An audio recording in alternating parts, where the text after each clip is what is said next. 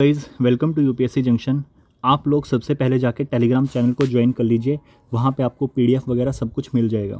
और दूसरी चीज़ ये है कि अगर आप कुछ सीखने आए हैं ना तो प्लीज़ एंड तक बने रहिएगा। इस सीरीज़ के साथ आपको बहुत कुछ सीखने को मिलेगा। इकोनॉमी में जो आपके कंसेप्ट है ना, चाहे वो कितना भी डिफ़िकल्ट हो, चाहे वो कितना भी ईजी हो, चाहे आप फ्रेशर हो या फिर आप एक एडवांस प्लेयर हो, मतलब समथिंग लाइक दैट कि आप you have been preparing since last 4 और 5 ईयर्स, उसके बावजूद भी आपको कुछ ना कुछ डेफिनेटली सीखने को मिलेगा इन क्लासेस से। ओके, क्योंकि मैंने ये क्लासेस इस तरह से अरेंज की है कि जो फर्स्ट बिगिनर है उसको भी समझ में आए और जो बिल्कुल एडवांस लेवल पे उसको भी समझ में आए। तो चलिए स्टार्ट करते हैं हमारी इकोनॉमी सीरीज़ को। सबसे पहले मैं आपको एक सिंपल सी बात बताता हूँ, फैक्टर ऑफ प्रोडक्शन। अब ये एग्जैक्टली होता क्या है इसको समझो। लेट्स से अगर आपको कोई बिज़नेस स्टार्ट करना है, बिज़नेस स्टार्ट करने के लिए क्या क्या चाहिए होता है? सबसे पहले आपको चाहिए होती है ज़मीन, लैंड।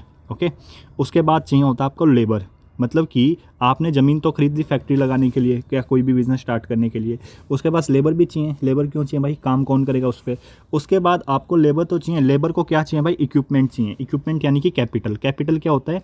कैपिटल वो चीज़ें होती है जो कि इकोनॉमी की प्रोडक्शन कैपेसिटी को बढ़ाए। क्या बढ़ाए?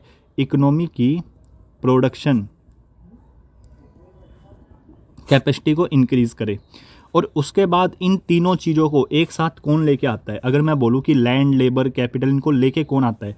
एक ऐसा बंदा जो कि रिस्क लेता है। किस चीज़ का रिस्क लेता है? बिजनेस ओपन करने का, जिसको हम लोग बोलते हैं एंटरप्रेन्योर। ओके, अब ये जो एंटरप्रेन्योर है ये रिस्क लेता है और लैंड, लेबर, कैपिटल इन सबको साथ में लेके आता है। जब ये रिस्क लेगा तो ऑब्वियस सी बात है भाई, प्रॉफिट होगा तो इसी का होगा, नुकसान होगा तो इसी का होगा, राइट। अब ये तो हो गया फैक्टर ऑफ प्रोडक्शन। अब इसको थोड़ा और डिटेल में पढ़ते हैं। देखो, जैसे ज़मीन है, जितने भी नेचुरल रिसोर्सेज है जो कि प्रोडक्शन में यूज़ किए जाते हैं उनको कहीं ना कहीं हम लैंड के फॉर्म में डिफाइन करते हैं। लैंड का मतलब सिर्फ ज़मीन नहीं होता, आप ये भी समझो। जब हम फैक्टर ऑफ प्रोडक्शन की बात करते हैं तो उसमें जैसे एग्जांपल के तौर पे एग्रीकल्चर लैंड होगी भाई, मिनरल्स हो गए वो भी ज़मीन से आ रहे, फॉरेस्ट, वाटर, ये सारी की सारी चीज़ आपकी लैंड में ही आएगी। और इनकी कैरेक्टरिस्टिक्स क्या होती है? ये फिक्स्ड रहते हैं, नॉन इंक्रीजिंग। अंडरस्टूड। और लैंड से हमें मिलता है रेंट। अगर मैं इनकम के रूप में बात करूं तो एक ज़मीन है, ज़मीन से क्या मिलता है? रेंट मिलता है। अब ये पढ़ना क्यों ज़रूरी है? क्योंकि आगे हम एक जीडीपी कैलकुलेशन करेंगे तब वहाँ पे ये चीज़ें काम आएगी। उसके बाद आ गया लेबर। लेबर कौन होता है? मजदूर, जो कि काम देता है, को जो कि काम करता है। अब लेबर भी दो तरह के हो सकते हैं। एक तो हो सकता है भाई स्किल्ड वाला, जिसके पास बहुत सारी स्किल्स है। एक हो सकता है अनस्किल्स वाला, ठीक है, जिसके पास स्किल नहीं है बट वो मेहनत करेगा, वो लेबर दे देगा, समथिंग लाइक इट। जैसे कोई रिक्शा पुलर है, उसके पास ऐसा कोई स्किल्स नहीं है इसलिए वो रिक्शा चला रहा है, राइट। कोई लेट से मजदूरी कर रहा है, उस तरह की चीज़ें। स्किल्ड कैसे हो गया? जैसे एक टीचर हो गया, ठीक है, एक इंजीनियर हो गया, एक डॉक्टर हो गया। These are skilled people. अब इनको क्या मिलती है? इनको वेजिस और सैलरी, मतलब या तो वेजिस या मतलब एक ही चीज़ होती है, यानी कि इनको तनख्वाह मिलती है, राइट। उसके बाद आ गया कैपिटल।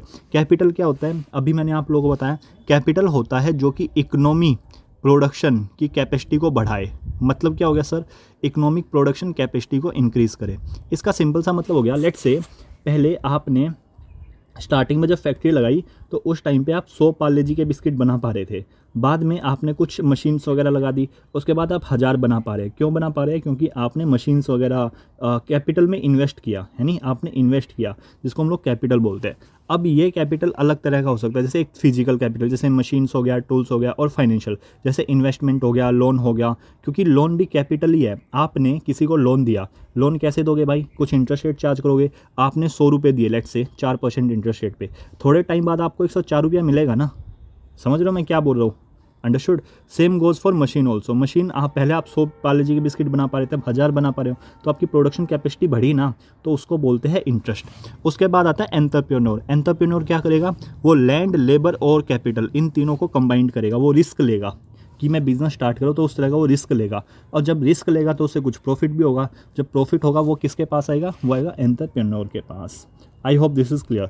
तो जो फैक्टर ऑफ प्रोडक्शन है ना, ये आपको याद रखना है, क्योंकि आगे जो फैक्टर इनकम है इन्हीं को प्लस करके आपकी फैक्टर इनकम आ जाती है। ट्रांसफ़र पेमेंट क्या है वो सब हम लोग आगे डिटेल में पढ़ेंगे। अंडरस्टूड। तो आई होप आपको फैक्टर ऑफ प्रोडक्शन अच्छे से क्लियर हो गया होगा। अब मैं आपसे एक सिंपल सा क्वेश्चन पूछता हूँ, हर एक उसमें मैं आपको सिंपल क्वेश्चन पूछूंगा। मुझे ये बताओ, in present in the era of industrial revolution 4.0, क्या मैं ये बोल सकता हूँ डिजिटल स्पेस जो है that is also considered as land? क्या डिजिटल स्पेस को लैंड हम कंसिडर कर सकते हैं? येस और नो, ये आप मुझे कमेंट सेक्शन में बताइए। ओके, ये आपका पहला क्वेश्चन है, अंडरस्टूड। ये आपको कमेंट में मुझे बताना है। चलो अब हम लोग आगे बढ़ते हैं। अब एक इकोनॉमिक सिस्टम क्या होता है भाई, एक इकोनॉमिक सिस्टम ना कुछ बेसिकली इकोनॉमी की प्रॉब्लम को सॉल्व करता है। सबसे पहला, प्रोड्यूस क्या करना है, व्हाट टू प्रोड्यूस। क्या आप रैंडमली कोई भी चीज़ प्रोड्यूस कर सकते हो? नहीं। आपको प्रोड्यूस करने के लिए ऐसा, लेट से आप इमेजिन सिनेरियो, आप कार प्रोड्यूस कर रहे हो लेकिन कार बिक ही नहीं रही क्योंकि इकोनॉमी में स्लो डाउन चल रहा है, तो क्या आप कार प्रोड्यूस करते रहोगे? नहीं करोगे, ठीक है। वो पता कैसे लगेगा प्रोड्यूस क्या करना है एग्जैक्टली? वो आपको पता लगता है मार्केट एनालिसिस से। मार्केट एनालिसिस से जब आप मार्केट को एनालाइज करोगे तब आपको समझ आएगा कि ओके, कि भाई डिमांड किस टाइम पे बढ़ रही है। एग्जांपल के तौर पे अगर मैं आपको सिंपल सी बात बताऊँ, लेट्स से कोविड के टाइम पे, कोविड-19 के टाइम पे, ठीक है, उससे पहले सैनिटाइज़र कितना ही वो होता था, नहीं होता था भाई, सीधी सी बात है, इतना ज़्यादा वो था नहीं ट्रेंड वगैरह सैनिटाइज़र का। लेकिन जैसे ही कोविड-19 आया उसके बाद से हर कोई सैनिटाइज़र को प्रोड्यूस करने लगा था, राइट। सैनिटाइज़र की प्रोडक्शन होने लगी थी लार्ज स्केल पे। ओके, सो जैसे कोविड के टाइम पे सैनिटाइज़र की ज़रूरत पड़ी, ठीक है, तो एकदम से उसकी प्रोडक्शन होने लगी। तो ये सारी चीज़ें हम कैसे पता लगा पाए? ये हम लोग पता लगा पाए कि भाई साहब कंज्यूमर डिमांड क्या कर रहा है। आप वो चीज़ नहीं प्रोड्यूस कर सकते जिसकी डिमांड है ही नहीं मार्केट में, राइट। उसके बाद आता हाउ टू प्रोड्यूस। अब भाई प्रोडक्शन करना है लेकिन करना कैसे है, what are the techniques of production, ठीक है, कितना प्रोडक्शन करना है, कैसे करना है, वो सारी चीज़ें। अब होम टू प्रोड्यूस, किसके लिए प्रोड्यूस करना है। तो ये बेसिक सी चीज़ें हैं जो एक इकोनॉमिक सिस्टम जो है वो सोल्व करता है। अब मेरी बात सुनो, क्या ये एग्ज़ाम में आएगा? कभी बिल्कुल नहीं आएगा, कभी नहीं पूछेंगे वो। सर क्या ये आ सकता है एग्ज़ाम में? ये नहीं भी आएगा ना। This is applied part. Applied कैसे है ये अप्लाइड पार्ट ऐसे है कि यहाँ से ना क्वेश्चन बनेंगे। अब वो कैसे बनेंगे वो मैं आपको आगे बताऊँगा, डोंट वरी, ठीक है। तो ये आपको क्लियर होना चाहिए एज ऑफ नाउ। ये वाला नहीं भी समझ में आए कोई दिक्कत नहीं है, बस इतना याद रखो, what to produce, how to produce, home to produce, ये जनरली इकोनॉमी में हमें बताया जाता है। ओके, चलो अब हम लोग आगे ना थोड़ी सी बेसिक प्रॉब्लम सी वो देख लेते हैं। सबसे पहले हम लोग बात करते हैं जीडीपी की। एग्जैक्टली जीडीपी होती क्या है? जब मैं जीडीपी की बात करता हूँ ना, तो अगर मैं जीडीपी की डेफिनेशन देखूँ तो आप लोग ये देखिए जीडीपी की डेफिनेशन बेसिक होती क्या वो समझते पहले। जीडीपी रेफर करता है मार्केट वैल्यू। सबसे पहले कौन सी वैल्यू है भाई? मार्केट वैल्यू है, ठीक है। कौन से गुड्स की? All final goods and services, यानी कि गुड्स भी है और सर्विसेज भी है। गुड्स क्या होता है? गुड्स होता है आपकी टेंजिबल थिंग्स जिनको आप लोग टच कर सकते हो, टेंजिबल थिंग्स, राइट। और सर्विसेज होता है आपका इनटेंजिबल थिंग्स। ओके, और कौन सी वैल्यू? Final value. अब फाइनल का मतलब क्या है? टेंजिबल, इनटेंजिबल, ये मैं आगे बताऊंगा, डोंट वरी, ठीक है।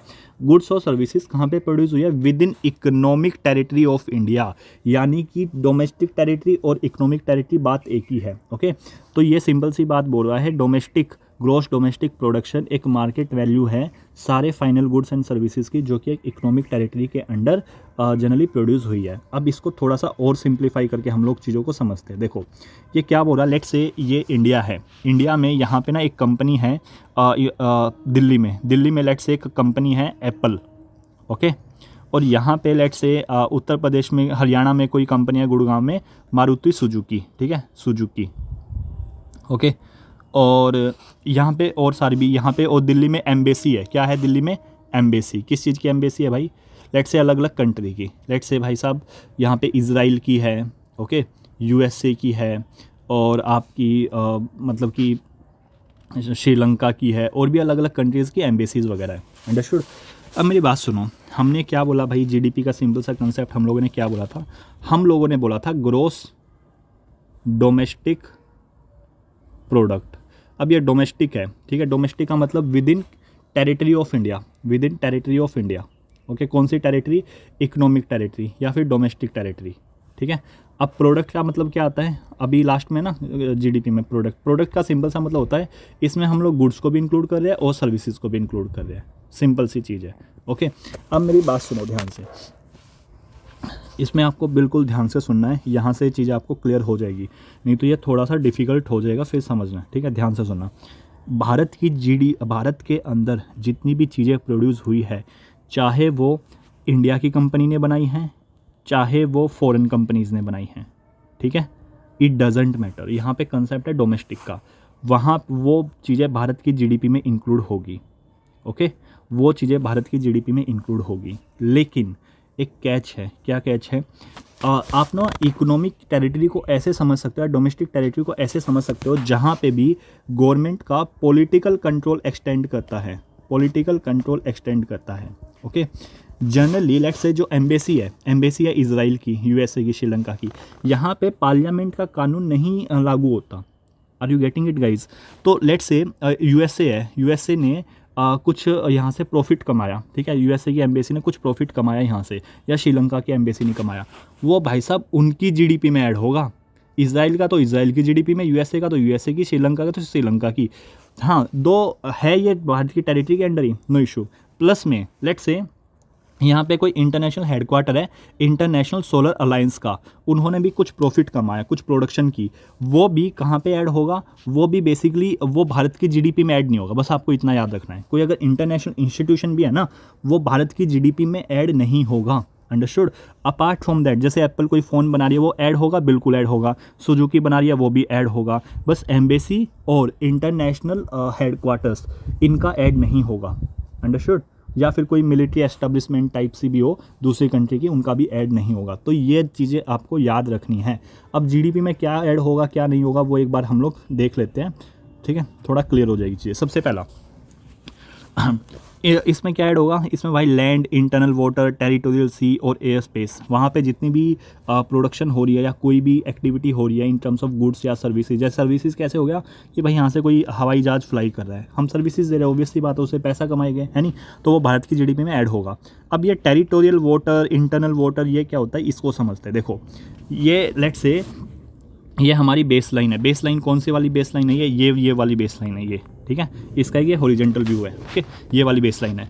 अब इससे अगर आप 12 नॉटिकल माइल जाएंगे तो उसको बोलते हैं हम टेरिटोरियल सी। उसके आगे 24 नॉटिकल माइल जाएंगे, फिर उसको बोलते हैं कॉन्टेजियस जोन। बेस लाइन से आप 200 ये नॉटिकल माइल जाएंगे तो इसको बोलते हैं एक्सक्लूसिव इकोनॉमिक जोन। तो जो एक्सक्लूसिव इकोनॉमिक जोन, यहाँ तक जितनी प्रोडक्शन हो रही है ना, मतलब कि ये वाला जो इंडिया का EEZ है, जितनी प्रोडक्शन हो रही है इसके अंडर, ये सारी भी भारत की जीडीपी के अंडर इंक्लूड होगी, अंडरस्टूड। क्लियर हो गया मैंने क्या बोला? दूसरा, territorial water and air space, ये मैंने बता ही दिया। एम्बेसी और मिलिट्री बेसिस अब्रोड, एग्जांपल के तौर पे लेट्स से ये है आपका यूएसए, ये यूएसए है, यूएसए में इंडिया की एम्बेसी है, ठीक है। लेट्स से ये है आपका अफ्रीका, साउथ अफ्रीका में इंडिया की एम्बेसी है, वहाँ पे इंडिया कुछ प्रोडक्शन कर रही है, तो वो भारत की जीडीपी में ऐड होगा, बिल्कुल होगा। अभी मैंने आपको ऊपर क्या बताया? मैंने आपको यहाँ पे एक चीज़ बताई ना कि भाई यूएसए की एम्बेसी, श्रीलंका की, इजराइल की, जो भी प्रोडक्शन करेंगे वो इन पर्टिकुलर देश की जीडीपी में ऐड होगा, भारत की जीडीपी में नहीं होगा, okay, because they are deemed as a foreign territory. जैसे एक कंसेप्ट है ना स्पेशल इकोनॉमिक जोन वाला, SEZ का, ओके, मतलब आपको मतलब होता क्या है क्या नहीं वो मैं आगे बताऊंगा, don't worry. As of now इतना याद रखना, ये नहीं इंक्लूड होते यहाँ पे, क्योंकि जनरली आप सिंपल सा मतलब समझ सकते हो, डोमेस्टिक टेरिटरी का सिंपल सा मतलब ये है जहाँ पे पार्लियामेंट का कंट्रोल एक्सटेंड हो, जहाँ पे मतलब कि पार्लियामेंट का कानून लागू होता है, ठीक है, जहाँ पे हमें मतलब कि हमारे जो कानून बनते हैं वो लागू होते हैं, काइंड ऑफ इस तरह की चीज़ें, ओके। तो I hope guys this is clear. हाँ, फॉरेन में हमारी जितनी भी एम्बेसी है वो सारी जीडीपी में ऐड होगी, भारत की जीडीपी में, क्लियर है। चलो नेक्स्ट है शिप्स एंड एयरक्राफ्ट, मतलब कि जो भी एयरशिप्स है या एयरक्राफ्ट जो भारत के रेसिडेंट के द्वारा ऑपरेट किया जा रहा है, ठीक है, जो कि इंटरनेशनल ट्रांसपोर्ट में एंगेज है। लेट्स से कोई शिप गया भाई, वो भारत से गया यूएसए की साइड, ऑपरेट कौन कर रहा है? इंडिया वाला कर रहा है, एंड ऑल दैट रेसिडेंट, ठीक है, तो वो इंडिया की जीडीपी में ऐड होगा, okay. Fishing vessels, oil, gas rig, ये सारी भी जिसको हम एक्सक्लूसिव इकोनॉमिक जोन के अंडर कर रहे हैं ना, वो सारी चीज़ें भी भारत की जीडीपी में ऐड होगी। Special economic zone, international financial centre, ये सारे भी भारत की जीडीपी में ऐड होगा, क्योंकि स्पेशल इकोनॉमिक जोन पे भी भारत का जो कानून है ना वो अप्लाई होता क्या स्पेशल इकोनॉमिक जोन, ये हम लोग आगे डिस्कस करेंगे इंडस्ट्री वाले चैप्टर में। ये थोड़ा सा बड़ा कंसेप्ट है, नहीं तो मैं इधर ही डिस्कस कर देता हूँ, ओके। अब क्या क्या एक्सक्लूड होगा जो भारत की जीडीपी में ऐड ही नहीं होगा? सबसे पहला होगा फॉरेन एम्बेसी और मिलिट्री बेसिस। मैंने बताया था, जैसे अभी हम लोगों ने ऊपर देखा कि भाई इजराइल की एम्बेसी है, यूएसए की एम्बेसी है, श्रीलंका की एम्बेसी है, वो नहीं इंक्लूड होगी भारत की जीडीपी में, अंडरस्टूड। ना ही मिलिट्री बेसिस, ना ही इंटरनेशनल ऑर्गेनाइजेशन के हेडक्वार्टर्स या कोई पर्टिकुलर ऑफिस उनके, अंडरस्टूड। जैसे इंटरनेशनल सोलर अलायंस है, ये कुछ प्रोडक्शन नहीं होगा भाई इंक्लूड भारत की जीडीपी में। सिंपल सा मतलब है, सिंपल वर्ड में जहाँ भी भारत का पॉलिटिकल कंट्रोल हो, ठीक है, ओके, वो ऐड होगा। अब हम लोग इसको और आगे कर लेते हैं। अब ये बात कर रहा है all final goods and services. अब गुड्स एंड फाइनल का मतलब क्या हो गया? लेट्स से इमेजिन सिनेरियो, आपको ना चाय, आपने भाई 30 रुपये का आप मिल्क लेके आए, ठीक है, ₹20 का आप टी लेके आए, ओके, आपने एक चाय बनाई, उस चाय को बेचा आपने ₹100 में, ठीक है, इमेजिन कर लो बस, ठीक है, ₹100 में बेचा। ₹100 में ये चाय बनाने के लिए आपका ये क्या आया भाई, ये आ गया आपका आउटपुट, ठीक है।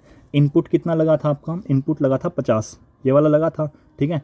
पर ये तो इंटरमीडिएट गुड है नहीं, इंटरमीडिएट गुड क्यों सा है, क्योंकि फाइनल गुड नहीं है, तो ये लगा था। तो आप इसमें से ये माइनस करोगे तो कितना आया, अगर तुम आप इसमें से माइनस करोगे तो ये आ जाता आपका 50, यानी कि ₹50 आपने वैल्यू एडिशन किया है, अंडरस्टूड। तो अब दूसरी चीज़ ये है, लेट्स से आपने ₹100 की चाय बेची अगर, ओके, तो आपने ऑलरेडी 30 और ₹20 तो इसमें इंक्लूड कर लिया ना। आप दोबारा अगर इसको ऐड करोगे कि भाई ठीक है मैंने ₹100 की चाय बेची, ऊपर ₹30 का मिल्क और मतलब कि दूध और पत्ती भी तो आई थी, आप अब इसमें ₹50 और ऐड करोगे, 150 हो जाएगा, यानी कि आपने ₹100 वैल्यू एडिशन किया नहीं।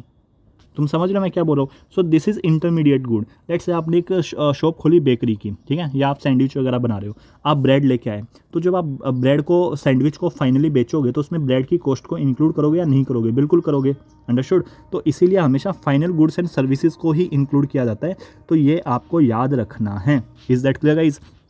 अब हम लोग ये समझ लेते हैं नॉमिनल और रियल जीडीपी एग्जैक्टली होती क्या है। इमेजिन ए सिनेरियो 2011 और 12 का टाइम है, ठीक है, ओके, और ये है भाई साहब आपका 2024 और 25 का टाइम। यहाँ पे हम लोग लिख लेते थे कितनी क्वांटिटी प्रोड्यूस हुई, कितनी क्वांटिटी प्रोड्यूस हुई, यहाँ पे लिख लेते हैं हम लोग प्राइस, ओके। लेट्स से 2011-12 में पूरे भारत में जो है टोटल 10 क्वांटिटी प्रोड्यूस हुई, और हर एक आर्टिकल 10 आर्टिकल प्रोड्यूस हुए, और हर एक आर्टिकल का जो प्राइस था ना वो था भाई साहब ₹10, मतलब कि 10 प्रोडक्ट लिख सकते हो, क्वांटिटी आर्टिकल कंफ्यूज हो जाओ कभी, तुम सोचो सर ये तो हाई फाई हो गया, कुछ हाई फाई नहीं है ठीक है। लेट्स से 10 क्वांटिटी प्रोड्यूस हुई और हर एक यूनिट का प्राइस है ₹10, तो भारत की जीडीपी कितनी होगी, ₹100 होगी, ठीक है। जीडीपी में हम लोग क्या देखते हैं, हम लोग ये देख ले कितनी प्रोडक्शन हुई है एक साल के अंदर, कितनी प्रोडक्शन हुई है एक साल के अंदर। प्रोडक्शन का मतलब कितनी क्वांटिटी प्रोड्यूस हुई है, सिंपल सी बात है, राइट। अब 2024-25 में क्या हुआ कि भाई साहब इन्फ्लेशन आ गया, और इन्फ्लेशन की वजह से ना जो ₹10 की चीज़ बिक रही थी ना, यही चीज़ लेट्स से अब ₹15 की हो गई, और क्वांटिटी सेम है, क्वांटिटी 10 की 10 ही अभी भी, बट बिकॉज ऑफ इन्फ्लेशन जो प्राइस है ना ये 10 की जगह 15 का हो गया। अब भारत की जीडीपी कितनी होगी, 150 हो गई, ठीक है।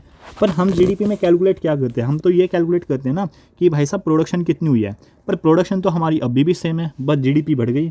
तो एग्जैक्टली हमें प्रोडक्शन पता नहीं लग रही ना इससे, तो उसके लिए हम क्या करना पड़ेगा, उसके लिए हम एक काम कर सकते हैं, अगर हमें सिर्फ ये देखना ना कि क्वांटिटी में कितना चेंज हो रहा है, तो क्या मैं प्राइस को कांस्टेंट रख सकता हूँ, बिल्कुल। तो मैंने क्या किया, मैंने 2011 और 12 के प्राइस को कांस्टेंट रख लिया, यानी कि मैं ₹10 ही मानूंगा प्राइस अब, ताकि मैं इन्फ्लेशन के इफेक्ट को नेगेट कर सकूँ, ठीक है।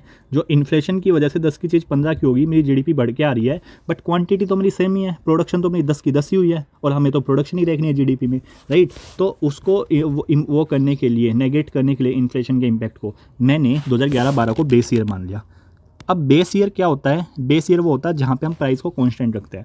अब बेस ईयर ऐसा नहीं होना चाहिए कोई भी रैंडम ईयर को आप बेस ईयर डिक्लेयर कर दो, नहीं। बेस ईयर एक नॉर्मल ईयर होना चाहिए जहाँ पे कोई ड्रॉट या फ्लड वाली सिचुएशन नहीं होनी चाहिए, एक नॉर्मल ईयर होना चाहिए कि नॉर्मल ईयर में ना इतनी प्रोडक्शन होती है।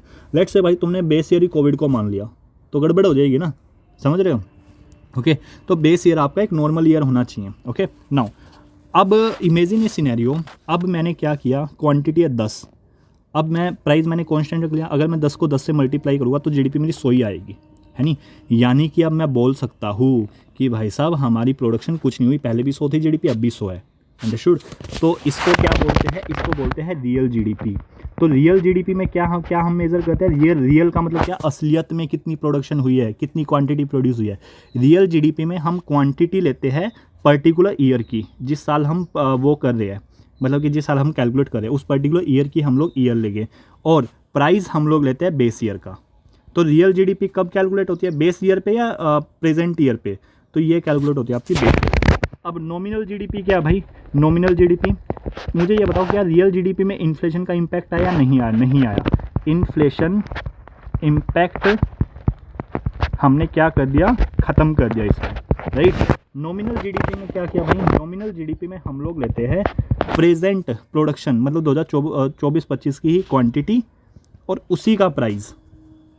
यानी कि नॉमिनल जीडीपी में हम लोग क्या मेज़र कर रहे हैं, हम इसमें इन्फ्लेशन भी इंक्लूडेड है, और इन्फ्लेशन की वजह से ऑब्वियस सी बात है भाई साहब कि किसी हमारा जो प्राइस है, मतलब जो हमारी प्रोडक्शन है वो इन्फ्लेटेड हो सकती है। जैसे अभी हमने ये देखा था कि 10 की चीज़ 15 की होगी पर क्वांटिटी 10 ही है, समझ रहे हो।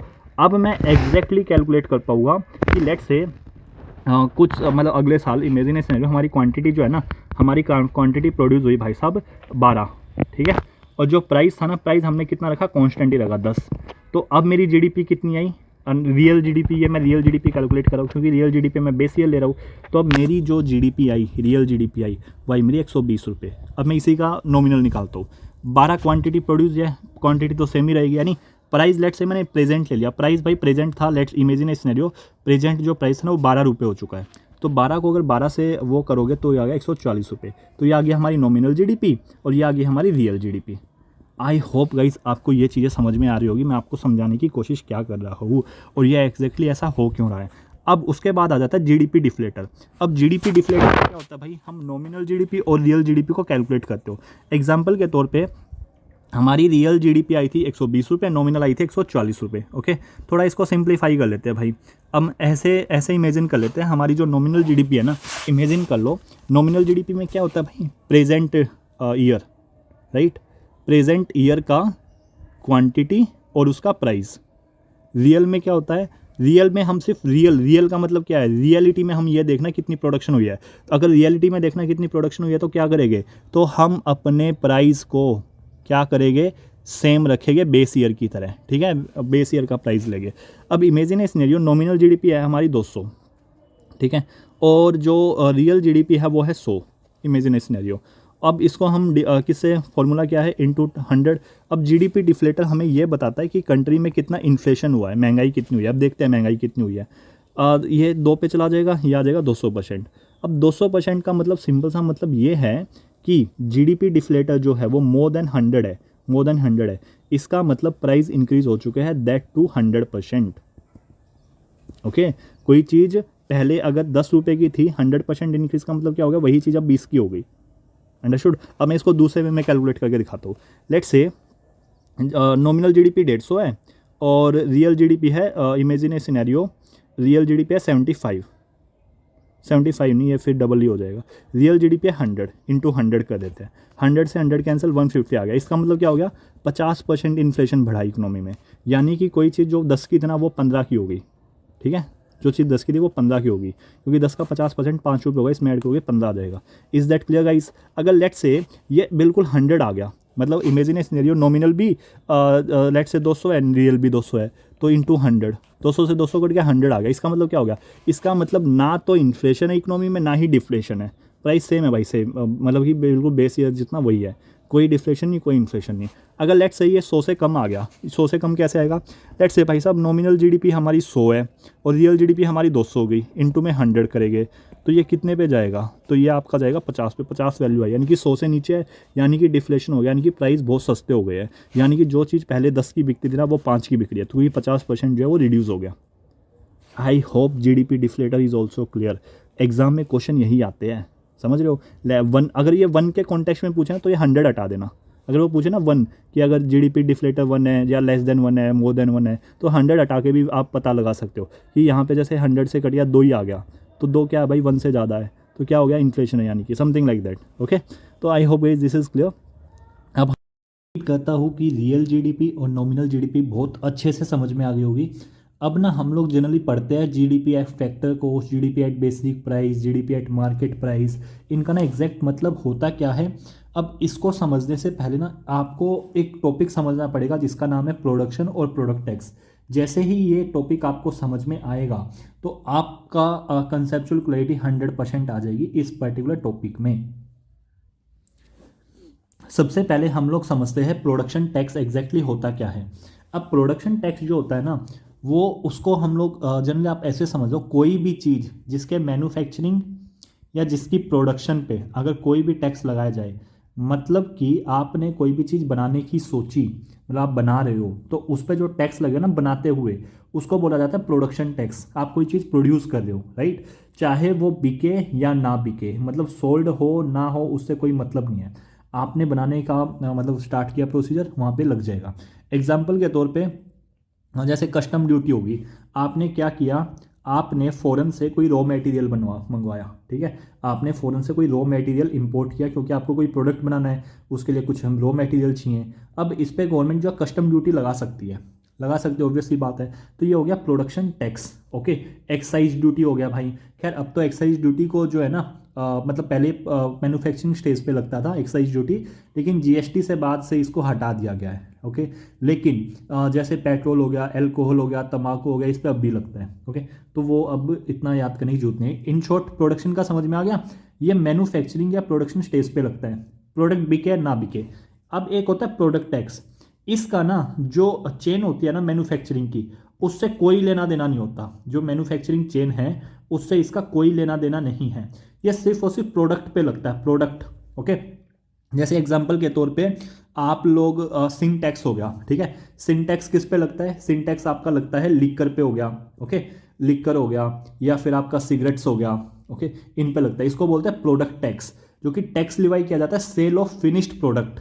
ओके, मतलब कि जब आप कोई चीज बेच रहे हो उस पे लगता है ये पर्टिकुलरली। आई होप प्रोडक्शन और प्रोडक्ट टैक्स आपको क्लियर हो गया होगा। अब हम लोग देखते हैं, सबसे पहला आता है फैक्टर कॉस्ट। अब फैक्टर कॉस्ट का मतलब क्या है भाई? जब हम लोग देखते हैं कि GDP at factor cost then basic price then market price, इनमें क्या क्या डिफरेंस होता है वो समझ लेते हैं। फैक्टर कॉस्ट का मतलब हो गया, लेट्स से ये फैक्ट्री है। ओके, ये एक फैक्ट्री है, फैक्ट्री के गेट पे क्या कीमत आई? एग्जाम्पल के तौर पे जैसे फैक्टर ऑफ प्रोडक्शन है, क्या क्या है factor of production? Land, labour, capital. Okay, इन तीनों चीज़ों को, लैंड जमीन खरीदने के लिए, मतलब कि जमीन, लेबर, कैपिटल, ये सारा जितना भी आपका पैसा लगा उसको बोला जाता है GDP at factor cost. Simple सी चीज़ है, जो फैक्ट्री ऑफ प्रोडक्शन में लगा है पैसा उसको बोला जाता है जीडीपी एट फैक्टर कॉस्ट, यानी कि फैक्ट्री के गेट पे क्या कीमत है। इसमें कोई भी चीज़ इंक्लूड नहीं होती, ना तो इसमें हम लोग प्रोडक्शन टैक्स को इंक्लूड करते हैं, ना ही इसमें हम प्रोडक्ट टैक्स को इंक्लूड करते हैं, नथिंग। देन उसके बाद आता है आपका बेसिक प्राइस। जब मैं बोलता हूँ बेसिक प्राइस, इसका सिंपल सा मतलब क्या होता है? इसका सिंपल सा मतलब होता है कि जो प्रोड्यूसर है उसको बनाने में कितना पैसा लगा ओवरऑल, इसमें टैक्स वगैरह इंक्लूड होता है। कौन सा टैक्स इंक्लूड होता है? ये फैक्टर ऑफ प्रोडक्शन वाला तो होता ही है कि फैक्टर ऑफ प्रोडक्शन के थ्रू कितना वो हुआ, प्लस में इसमें हम लोग इंक्लूड करते हैं प्रोडक्शन टैक्स को, कि जब उसने कोई चीज़ प्रोड्यूस की उस पर लगते हुए लैंड, लेबर, कैपिटल में उसको मतलब जो पैसा गया वो तो है ही, प्लस में प्रोडक्शन टैक्स मैंने समझाया था कि चाहे गुड्स बिके या ना बिके उसकी मैन्युफैक्चरिंग पे लगता है। उसके बाद आता है मार्केट प्राइस। अब मार्केट प्राइस में क्या भाई? मार्केट प्राइस में ना हम वो वाला टैक्स भी इंक्लूड कर देते हैं जिसको बोलते हैं हम लोग प्रोडक्ट टैक्स। क्या कर देते हैं? Product tax. ओके, तो इसमें आपका जब सामान बिकता है उस पर कोई टैक्स लगता है ना, पर्टिकुलर प्रोडक्ट पे लगता है, तो उसको बोलते हैं हम प्रोडक्ट टैक्स। तो ये समझ में आ गया कि कहाँ पे कौन सा टैक्स इंक्लूड है। इसका फॉर्मूला अभी मैं आपको रिवाइज करा दूंगा, डोंट वरी। अभी आप कंसेप्ट समझो। फैक्टर कॉस्ट का मतलब क्या है? फैक्ट्री के गेट पे कोई जैसे पार्ले जी का प्रोडक्ट बना, ठीक है, लैंड, लेबर, कैपिटल सब मिला के उसकी कॉस्ट पड़ी 100 रुपये, तो जीडीपी एट फैक्टर कॉस्ट 100 हो गया, ठीक है। अब बेसिक प्राइस में क्या आ जाएगा? जब आपने पार्ले जी की बिस्किट बनाने का स्टार्ट किया था प्रोडक्शन, उस पर कुछ टैक्स लगा होगा, लेट्स से उसमें टैक्स लगा था 10 रुपये टैक्स लगा था प्रोडक्शन टैक्स। लेकिन गवर्नमेंट ने क्या किया? गवर्नमेंट चाहती है कि देश में ना पार्ले जी के बिस्किट बहुत सारे बने, तो उन्होंने सब्सिडी देना स्टार्ट कर दिया लोगों को, ठीक है, कितना? 5 रुपये की। तो इसमें सब्सिडी माइनस कर देंगे हम लोग 5 रुपये की, ठीक है। ओवरऑल समझ आ गया मैंने क्या बोला? अब उसके बाद मार्केट प्राइस में क्या हुआ भाई? मार्केट प्राइस में ना हम प्रोडक्ट टैक्स को भी इंक्लूड करेंगे। ओके, मार्केट प्राइस में हम प्रोडक्ट टैक्स को भी इंक्लूड करेंगे, जो भी मैंने आपको समझाया, माइनस में सब्सिडी कर देगा, क्योंकि गवर्नमेंट चाहती है कि ये पर्टिकुलर चीज़ कस्टमर को सस्ती पड़े, ठीक है, तो गवर्नमेंट सब्सिडी देगी तो उसको हम माइनस कर देंगे। अंडरस्टूड? तो ये था difference GDP at factor cost, basic price, market price. I hope this is clear to each and every one. Just wait, hold your horses, अभी मैं आपको इसका फॉर्मूला वगैरह भी करा दूंगा, ठीक है। चलो अब उसके बाद आ जाता है कि 3 मेथड्स ऑफ मेजरिंग जीडीपी। अब जीडीपी को मेजर कैसे किया जाता है? सबसे पहले जीडीपी को मेजर करने के 3 तरीके हैं। सबसे पहला एक्सपेंडिचर मेथड, कि कितना खर्चा हुआ है, सम ऑफ फाइनल एक्सपेंडिचर, जिन्होंने भी जितना भी खर्चा किया है वो हम इंक्लूड करेंगे, उसको हम लोग बोल देंगे एक्सपेंडिचर मेथड। एक होता है इनकम मेथड। इनकम मेथड में क्या आ जाएगा भाई? जो फैक्टर ऑफ प्रोडक्शन है ना, अभी हम लोगों ने देखा ऊपर, वो सब आ जाएगा इनकम मेथड में, लैंड, लेबर, कैपिटल और वो एंटरप्रेन्योर वाला, ठीक है। ग्रॉस वैल्यू एडिशन में क्या आ जाएगा? कि कितना वैल्यू एडिशन हुआ है। ये वैल्यू एडिशन का मतलब क्या है ये मैं अभी आप लोगों को समझाता हूँ, एक एक करके चीज़ों को समझते हैं। सबसे पहले हम लोग समझते हैं एक्सपेंडिचर मेथड को थोड़ा सा डिटेल में। मेरी बात सुनो, एक्सपेंडिचर मेथड को समझने के लिए हम लोग क्या देखते हैं कि कितना खर्चा हुआ है। सबसे पहले आता है इसमें PFCE, मतलब ये इसको क्या बोलते हैं भाई, प्राइवेट फाइनल कंजम्पशन एक्सपेंडिचर, यानी कि हाउस होल्ड। इसका मतलब हो गया कि जो घर है ना, हाउस होल्ड सेक्टर है, उसने कितना खर्चा किया। उसके बाद आता है आपका government final consumption expenditure, government भी कुछ खर्चा करती है, तो इसमें हाउस होल्ड आ गया, प्लस में आ गया गवर्नमेंट का आ गया, ठीक है सर। उसके बाद आ गया कि देश में ना इन्वेस्टमेंट कितनी हुई है। इन्वेस्टमेंट का मतलब क्या भाई, कि ग्रोस डोमेस्टिक कैपिटल फॉर्मेशन, ठीक है, भारत में कितनी ज़्यादा इन्वेस्टमेंट वगैरह हुई है। प्लस में हम लोग निकालते हैं नेट एक्सपोर्ट। ओके, वो कैसे निकालते हैं, हम देखते हैं export, X minus M, M को हम लोग इंपोर्ट से डिनोट करते हैं, एक्स को एक्सपोर्ट से। अब लेट्स से हमने इमेजिन ए सिनेरियो, जो प्राइवेट फाइनल कंजम्पशन एक्सपेंडिचर है, इमेजिन करो भाई, ये आया आपका 100 रुपये, ठीक है। गवर्नमेंट ने कितना इन्वेस्ट किया, लेट्स से, मतलब कि खर्चा देखोगे, हाउस होल्ड ने 100 रुपये खर्चा किया, गवर्नमेंट ने खर्चा किया लेट्स से 80 रुपये का, और जो हमारा ग्रोस डोमेस्टिक कैपिटल फॉर्मेशन हुआ ना, ये हुआ है हमारा इमेजिन सिनेरियो 50 रुपये का। और हमने एक्सपोर्ट कितना किया, हमने सामान बाहर भेजा था भाई साहब 80 रुपये का, और हमने इंपोर्ट यानी कि मंगवाया कितना, लेट्स से हमने मंगवाया 30 रुपये का। अब हम इनको जो कैलकुलेट करेंगे वो हमारी ओवरऑल GDP आ जाएगी, वो GDP आ जाएगी फाइनल एक्सपेंडिचर के थ्रू। जैसे 100 प्लस 80 180, 230, 230 प्लस 50, 230 प्लस 50 आ गया 280। अब ये आ गया आपका, ये ओवरऑल ये आ गया, ठीक है। ये मैंने बिल्कुल छोटे लेवल पे पढ़ाने की कोशिश किया, मतलब ताकि आपको चीज़ें समझ में आ जाए। अब इसमें ना सबसे इंपॉर्टेंट ये सब समझ में आ गया, प्राइवेट फाइनल कंजम्पशन एक्सपेंडिचर, यानी कि घरेलू हाउस होल्ड ने कितना खर्चा किया है, ओके, गवर्नमेंट ने कितना खर्चा किया है, मतलब कि इन्वेस्ट कितना किया है। अब जो ग्रोस डोमेस्टिक कैपिटल फॉर्मेशन है ना, थोड़ा इसको डिटेल में समझ लेते हैं, ठीक है।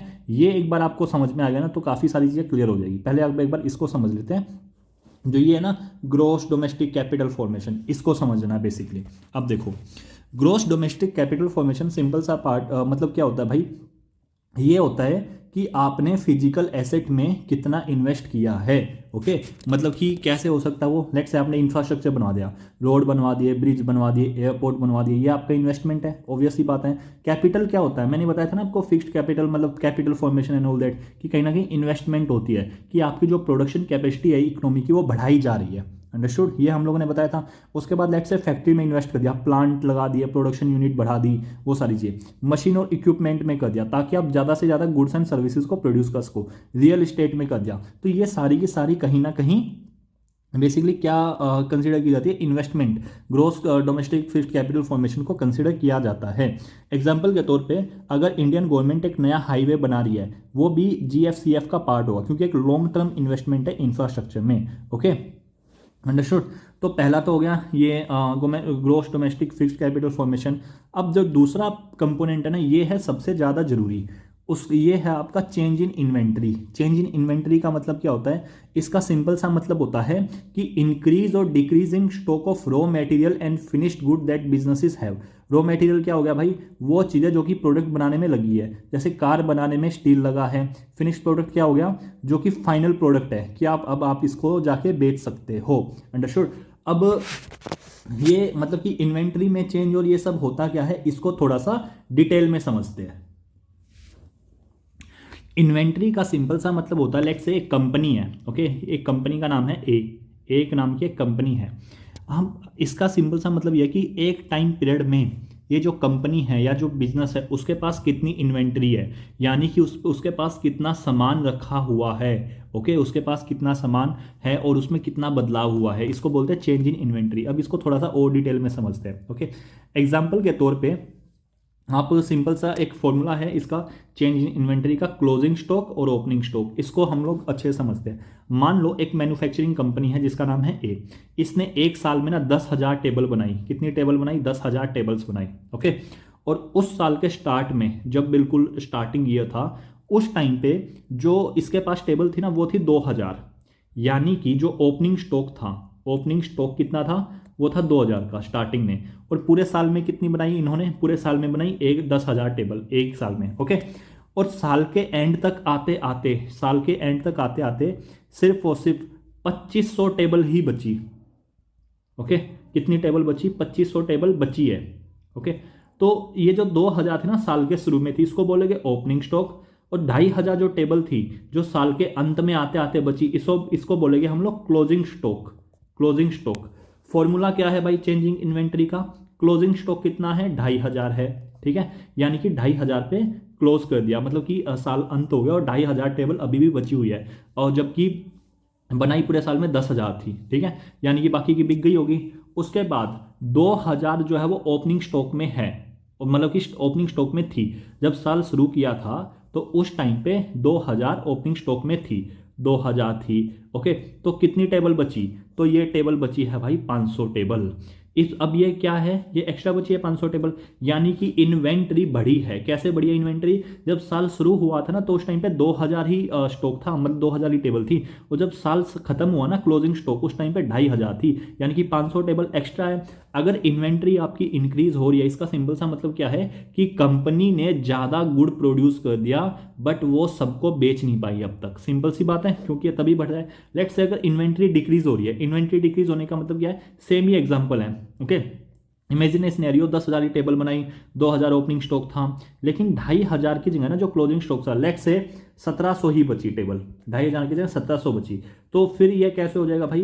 क्लोजिंग स्टॉक कितना है? 1700 है, और ओपनिंग स्टॉक कितना था? 2000 था, यानी कि माइनस में 300, यानी कि जो इन्वेंट्री है वो डिक्रीज हो रही है। इसका सिंपल सा मतलब क्या है कि कंपनी ने जितना भी वो बनाया था सारा पुराना स्टॉक बेच दिया है, और प्रोड्यूस फ्यूअर न्यू गुड, और वो भी कहीं ना कहीं बेच दिया, काइंड ऑफ इस तरह की चीजें। आई होप गाइज ये चीजें आपको क्लियर हो गई होगी कि चेंज इन इन्वेंट्री का एग्जैक्टली मतलब क्या होता है। ये सब क्यों बताया सर आपने हमें, मैं आपको बताता हूँ। यहाँ पे ना ग्रॉस फिक्स्ड कैपिटल फॉर्मेशन ये मैंने आपको बता दिया था, इन्वेंट्री इन्वेस्टमेंट ये भी मैंने आपको बता दिया। अब इसी के अंदर ना एक और छोटा सा कंसेप्ट है, चेंज इन इन्वेंट्री, तो आपको समझ में आ गया होगा। ये सारे के सारे इसी के अंडर आते हैं, ग्रोस कैपिटल फॉर्मेशन के अंडर। ये सारा का सारा ना GCF के अंदर, ग्रोस कैपिटल फॉर्मेशन, एक तो ये आ जाएगा GFCF, उसके बाद आ जाएगा चेंज इन इन्वेंट्री, उसके बाद आ जाएगा नेट एक्विजिशन। नेट एक्विजिशन किस चीज़ का नेट एक्विजिशन, वो मैं अभी आपको बता देता हूँ। नेट एक्विजिशन ऑफ वैल्यूएबल, इस सिंपल सा मतलब क्या है? ये ऐसी इन्वेस्टमेंट होती है, मतलब कि जनरली आपने कुछ वैल्यूएबल आइटम खरीद लिया, जैसे गोल्ड हो गए, एंटीक्वीज होगी, आर्ट पीसीज हो गए, इस तरह की चीज़ें। ओके, ये जनरली डायरेक्टली प्रोडक्शन में कंट्रीब्यूट नहीं करती, बट फिर भी इनको इन्वेस्टमेंट कंसीडर किया जाता है, क्योंकि भाई इनकी काफ़ी इंपॉर्टेंट वैल्यू है। इमेजिन ए सिनेरियो, आप एक उसमें गए, एग्जीबिशन में गए, वहाँ पे आपने एक रेयर पेंटिंग खरीद ली, ठीक है, रेयर पेंटिंग खरीदी, लेट्स से आपने वो पेंटिंग खरीदी है भाई साहब, ये समझ लो 1 करोड़ की पेंटिंग खरीदी है, ठीक है, रेयर पेंटिंग है, आने वाले टाइम में फिर उसकी डिमांड बढ़ेगी, ऑब्वियसली बात है। तो कहीं ना कहीं ये आपने इन्वेस्टमेंट ही तो है ना जो आपको फ्यूचर में पैसा कमा के देगी। Are you getting it guys? तो नेट एक्विजिशन क्या होता है? Valuable purchased minus valuable sold. Imagine a scenario, आपके पास ना कुछ 8 पीसीस थे, ठीक है, आपके पास let's say imagine a scenario 100 8 pieces थे, 100 8 पीसीस थे। आपने क्या किया? 100 8 पीसीस थे, प्लस में उसके साथ ये तो आपके पास थे, मतलब कि आपके पास है, उसके साथ में आपने 508 पीसीस जो है वो नए खरीदे, न्यू परचेस।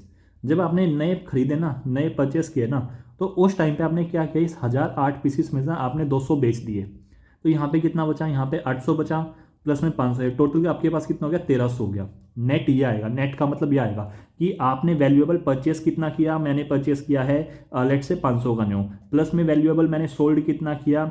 मैंने सोल्ड कर दिया लेट से 200 का, समथिंग लाइक दैट। ओके, तो ओवरऑल आपके पास नेट कितना बचा है वो आएगा, इसको बोलते हैं net acquisition of valuables. I hope guys this is also clear. ये तीनों कंसेप्ट थे, चेंज इन इन्वेंट्री और ग्रॉस फिक्स्ड कैपिटल फॉर्मेशन, ये सारा का सारा GCF में आता है, और ये ओवरऑल आपका कैलकुलेट होता है कहाँ पे कैलकुलेट होता है? ये आपका कैलकुलेट होता है एक्सपेंडिचर मेथड में। ओके, अब इसको ना थोड़ा सा और उसमें देख लेते हैं एक्सपेंडिचर मेथड को।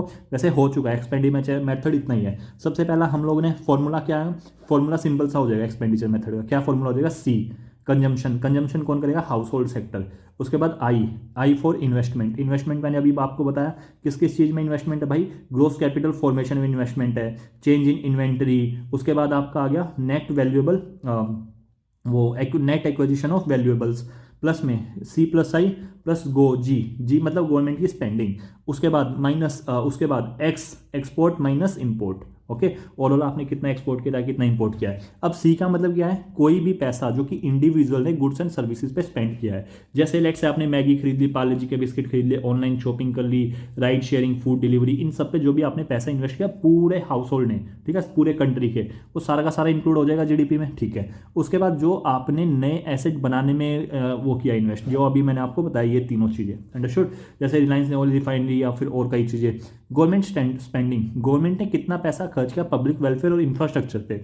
एक्सपोर्ट मतलब कि गुड सर्विसेज जो कि हमने दूसरी कंट्रीज़ को बेची है, जैसे आईटी सर्विसेज हो गया, टीसीएस एंड ऑल दैट, हम दूसरी कंट्रीज़ को प्रोवाइड करते हैं। हमने बासमती राइस इंडिया में बनते हैं पर हमने बाहर भेजे। चलो मैं आपसे ना एक इंटरेस्टिंग फैक्ट पूछता हूँ, मुझे ये बताओ 1 किलो चावल बनाने में कितना वो पानी लगता है, मतलब सॉरी 1 किलो चावल उगाने में कितना पानी लगता है। आप इसको एक बार गूगल करना and you will be surprised, literally you will be surprised कि इतना ज़्यादा पानी लगता है 1 किलो चावल उगाने में। एंड फिर ये देखना आपके घर की टंकी कितनी, आपके घर का जो टैंक है ना वो 500 लीटर होगा या फिर 1000 लीटर्स होगा।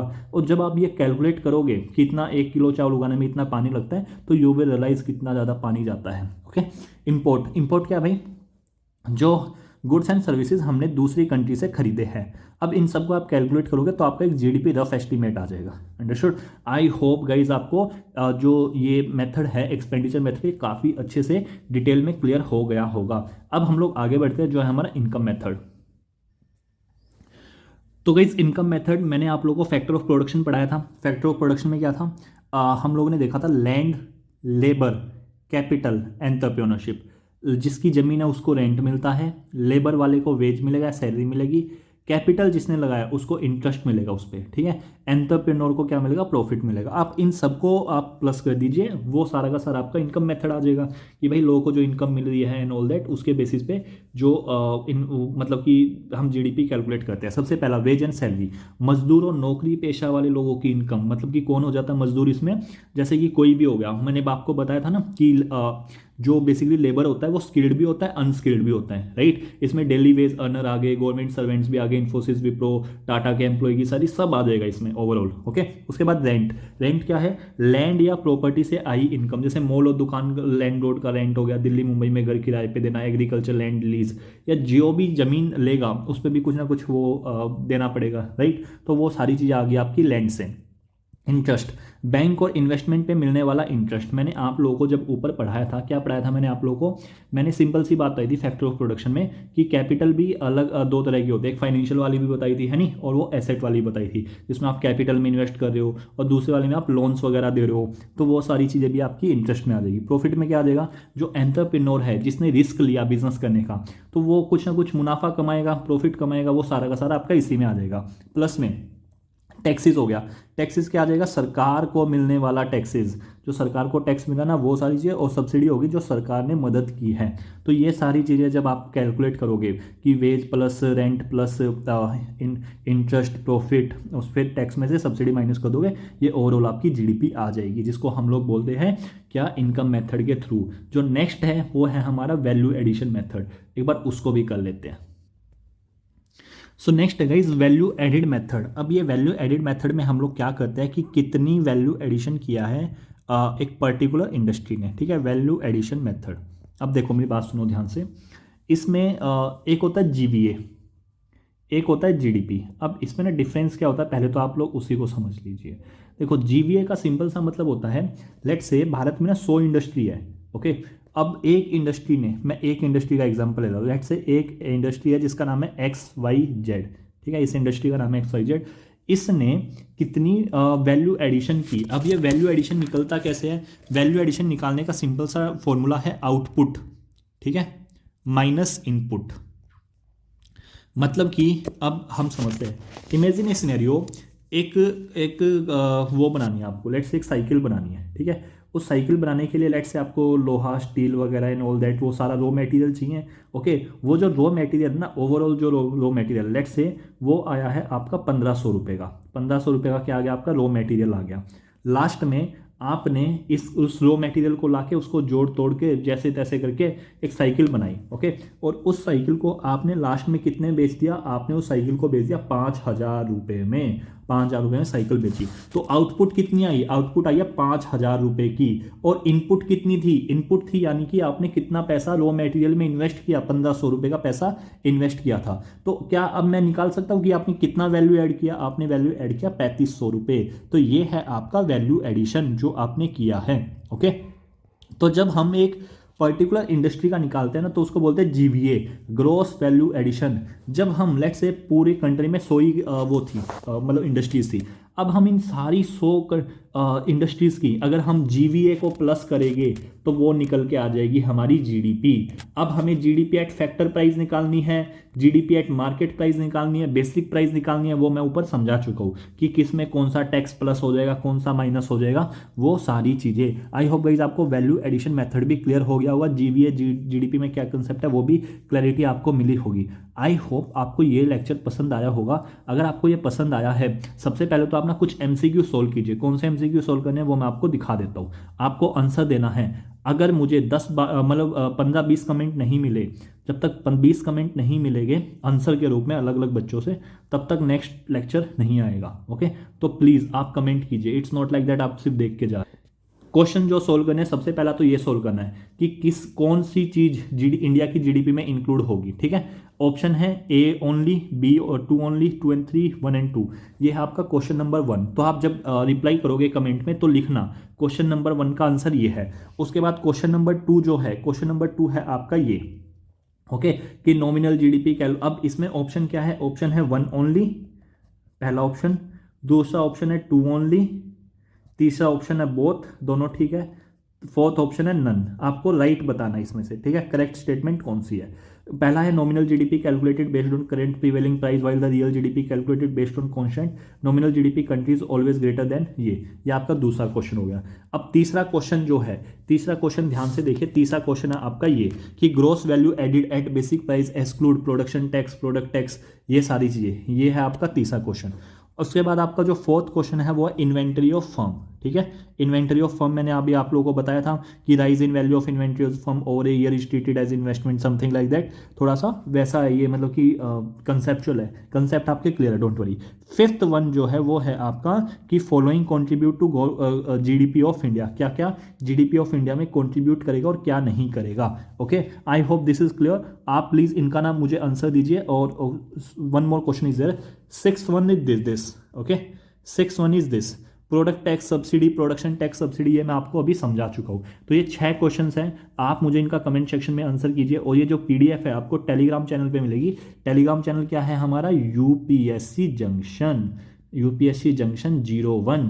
आप जाके सर्च कीजिए, आपको सब कुछ मिलेगा। सो थैंक यू, जय Hind, and please do comment like and let me know. अगर मतलब नहीं समझ में आया तो नेगेटिव कीजिए कमेंट, कोई दिक्कत नहीं है, ठीक है, बट कीजिए। सबसे पहले तो आप लोग टेलीग्राम चैनल को ज्वाइन कर लीजिए। टेलीग्राम चैनल का लिंक है यूपीएससी जंक्शन 01। जैसे ही आप टेलीग्राम में सर्च करोगे तो आपको चैनल मिल जाएगा। यहाँ पे सारी पीडीएफ मैं यहीं पे अपलोड करता हूँ, और जितनी भी इससे पहले जो भी चीज़ें मैंने पढ़ाई है सब पीडीएफ आपको यहीं पे मिलेगी। अंडरस्टूड। एंड इस चैप्टर से रिलेटेड एक और वीडियो आएगी जिसमें हम लोग पीवाईक्यू वगैरह भी करेंगे, जितने भी क्वेश्चन पूछेगा। आई थिंक 15-16 क्वेश्चन अब तक यूपीएससी के इकोनॉमी से रिलेटेड इस पर्टिकुलर चैप्टर के, वो सारे हम लोग यहाँ पे डिस्कस करेंगे। देखो सिंपल सा लॉजिक पता है क्या होता है, मैं जो पढ़ा रहा हूँ वो रेलेवेंट है या नहीं है, पीवाईक्यू सोल्व करके देख लो, बात खत्म। ना आप मेरी सुनो ना किसी और की सुनो, अपनी सुनो। क्या मैं यूपीएससी क्वेश्चन सोल्व कर पा रहा हूँ ये क्लासेस देख के? अगर हाँ तो this classes are relevant for me, I will continue, because मुझे एग्जाम क्लियर करना है। अगर नहीं, मैं अपना टाइम वेस्ट नहीं करूँगा, मैं कहीं दूसरे सोर्स पे हो जाऊँगा। I am being honest. Okay, तो चलिए स्टार्ट करते हैं हमारे आज के topics. Welcome to UPSC junction. सबसे पहले तो आप ना टेलीग्राम चैनल को ज्वाइन कर लीजिए, जिसका लिंक आपको डिस्क्रिप्शन बॉक्स में मिल जाएगा। और लास्ट वाली क्लास में, यानी कि हमारी सेकंड क्लास है, इससे पहले वाली क्लास में हम लोगों ने इकोनॉमी से रिलेटेड जो जीडीपी का कंसेप्ट था वो काफ़ी डिटेल में डिस्कस किया था, एक्सटेंसिवली। वहाँ से अब आपका कोई क्वेश्चन नहीं गलत होगा, राइट। अब इस वाली क्लास में ना हम लोग काफ़ी सिंपल वे में बाकी चीज़ों को पढ़ेंगे। बट जैसे हमने जीडीपी डिस्कस किया ना, अब थोड़ा सा जीएनपी डिस्कस कर लेते हैं। उसके बाद हम ये marginal propensity to consume to save, और उसके बाद ये इलास्टिसिटी ऑफ डिमांड, जिसमें बच्चों को जनरली दिक्कत आती है, मार्केट स्ट्रक्चर, ओके, लाइक किस टाइप की इकोनॉमी है, उनके फाउंडर कौन है, ये स्टेट पीसीएस में क्वेश्चन पूछे जा सकते हैं। Opportunity cost, right, primary sector, secondary, tertiary, quaternary, quinary, इस साल क्वेश्चन भी थे इस पर 2024 में। उसके बाद एम्प्लॉयमेंट स्टेटस क्या है, ऑर्गेनाइज अनऑर्गेनाइज सेक्टर क्या होता है, इन सबको हम डिटेल में डिस्कस करेंगे, like potential GDP also. Okay, so सबसे पहले हम लोग जीएनपी के बारे में देख लेते हैं, उसके बाद हम ये सारी चीज़ें करेंगे। तो जैसे जीडीपी का जो कंसेप्ट था ना, जीडीपी का कंसेप्ट क्या था, एक बार उसको थोड़ा सा रिवाइज कर लेते हैं। जीडीपी के कंसेप्ट में मैंने आप लोगों को एक सिंपल सी बात बताई थी कि जीडीपी में क्या मैटर करता है। जीडीपी में मैटर करता है डोमेस्टिक टेरिटरी, यानी कि भारत की टेरिटरी के अंदर जो भी सामान बनाया जा रहा है, चाहे वो इंडिया की कंपनी हो चाहे वो बाहर की कंपनी हो, उसको इंक्लूड किया जाएगा। लेकिन दो चीज़ें थी जिसको एक्सक्लूड किया जाएगा, क्या क्या, एक तो एम्बेसी वगैरह, मिलिट्री एस्टैब्लिशमेंट, वो सब, और एक लेट्स से कोई इंटरनेशनल ऑर्गेनाइजेशन का कोई हेडक्वार्टर है या कोई ऑफिस है, उन सबको एक्सक्लूड किया जाएगा, बाकी सब इंक्लूड किया जाएगा, राइट। उसके बाद हम लोग ने देखा था जो हमारा एक्सक्लूसिव इकोनॉमिक जोन है, इसके अंडर भी कोई एक्टिविटी हो रही है वो भी कंसीडर की जाएगी, राइट। तो ये सारी चीज़ें हम लोगों ने की थी। और जीडीपी में हम किसको कैलकुलेट करते हैं, जीडीपी में हम लोग कैलकुलेट करते हैं फाइनल प्रोडक्ट को। फाइनल प्रोडक्ट क्या होता है, फाइनल प्रोडक्ट वो होता है जो आप एंड में कंज्यूमर को दे रहे हो, राइट। उसमें कोई मतलब एज सच वैल्यू एडिशन नहीं हो रहा है, वो फाइनल प्रोडक्ट हो गया। एग्जाम्पल के तौर पर आप लोगों ने चाय पत्ती खरीदी, उसके बाद चीनी खरीदी, फिर दूध खरीदा, उसके बाद एक चाय बना दी, राइट। और लेट से आपका जो रॉ मटेरियल आया ना, रॉ मटेरियल आया आपका 20 रुपये का, और आपने 10 रुपये मतलब बनाने के लिए लिया, यानी कि आपका वैल्यू एडिशन है, तो आपने 30 रुपये की बेच दी चाय। ओके, जब आपने 30 रुपये की चाय बेची तो ऑलरेडी आपने अपना रॉ मटेरियल का जो सामान है ना वो उसमें इंक्लूड कर लिया। Are you getting it. और इसको निकालते कैसे, कितना वैल्यू एडिशन किया है, आपको निकालना टोटल आउटपुट कितना दिया, आउटपुट 30 है ना आउटपुट, इनपुट कितना था भाई 20 रुपये का, राइट। तो इसको अगर आप माइनस करोगे तो 10 रुपये आ गया जो आपका वैल्यू एडिशन है, अंडरस्टूड। तो इस ताकि डबल काउंटिंग ना हो रॉ मटेरियल की, इसलिए हम सिर्फ एक ही बार इसको कैलकुलेट करते हैं, नहीं तो ऐसा थोड़ी ना 30 रुपये में आप फिर से उससे कस्टमर से 20 रुपये मांग रहे हो, है नहीं, ऐसा तो नहीं है ना, अंडरस्टूड। ओके, तो ये था जीडीपी का कंसेप्ट, यानी कि जीडीपी के कंसेप्ट में it is more about domestic, इससे फ़र्क ही नहीं पड़ता कि कहाँ का नागरिक है, राइट। लेकिन हमारी जब बात आती है ना, किस चीज़ की बात आती है, जब हमारी बात आती है आपकी जीएनपी की, जीएनपी के कंसेप्ट में एक सिंपल सी चीज़ है, क्या चीज़ ऐसा सिंपल सी, जीएनपी में ना नेशनैलिटी मैटर करती है, नेशनैलिटी, यानी कि भारत का नागरिक चाहे वो दुनिया की किसी भी कंट्री में हो, मैंने क्या बोला, भारत का नागरिक चाहे वो दुनिया की किसी भी कंट्री में हो, वहाँ से कुछ पैसा अर्न कर रहा है तो वो भारत की जीएनपी में ऐड होगा। तो यानी कि लेट्स से यूएसए का कोई नागरिक है, वो यूएसए कोई सिटीजन है, वो इंडिया में है, या फिर अफ्रीका कोई सिटीजन है वो इंडिया में है, तो क्या सर ये हमारी जीएनपी में ऐड होगे, नहीं होगे, क्योंकि यहाँ पे नेशनलिटी मैटर कर रही है, सिटीजनशिप मैटर कर रही है। Are you getting it guys, understood. Okay, तो ये कहाँ पे ऐड हो गया, अगर लेट्स से यूएसए का ये बंदा, तो ये यूएसए की जीएनपी में ऐड होगा, लेकिन क्या ये जीडीपी में ऐड हो गए हमारी, मैं पूछा हूँ आपसे, हाँ जीडीपी में ऐड हो गए, क्योंकि भारत की डोमेस्टिक टेरिटरी के अंडर है, लेकिन जीएनपी में नहीं होगी, क्योंकि नागरिक यूएसए का तो यूएसए की जीएनपी में, या अफ्रीका का तो अफ्रीका की जीएनपी में। आई होप दिस इज क्लियर। अब ना इसको ना एक और कंसेप्ट है जिसको बोलते हैं हम लोग net factor income from abroad. अभी हम लोगों ने जीएनपी देखा, वहाँ पे क्या डिफरेंस था जीएनपी और जीडीपी में, वो मैं आपको बता चुका हूँ। अपना एक इंपॉर्टेंट कंसेप्ट है जो जीएनपी से ही रिलेटेड है, एक बार उसको समझ लेते हैं। कंसेप्ट क्या है, net factor income from abroad. मतलब कि मैंने आपको बताया लेट्स से ये इंडिया है, यहाँ कुछ नागरिक है जो कि इंडिया के नहीं है, मतलब ये यूएसए का है, कोई ब्राज़ील का, कोई कहीं का है, ये कुछ भारत में ऑब्वियस सी बात है कुछ कमा धमा रहे होंगे, राइट। और ऐसे ही हमारे कुछ नेशनल्स है जो कि बाहर गए हुए हैं, राइट, वो भी कुछ ना कुछ कमा रहे होंगे। तो लेट्स से इंडिया का कोई बंदा है जो कि सऊदी अरेबिया में है, यूएसए में, अफ्रीका में है, तो वहाँ से वो कुछ कमा रहे होंगे, राइट, तो वो भारत की जीएनपी में ऐड होगा, ये मैं आपको बता चुका हूँ। अब हमको ना नेट इफेक्ट देखना है कि भाई फॉरेन कंट्री के लोग भारत में आके भी कमा रहे हैं और हमारे लोग बाहर जाके भी कमा रहे हैं, तो उसको कैलकुलेट करने के लिए कंसेप्ट है net factor income from abroad.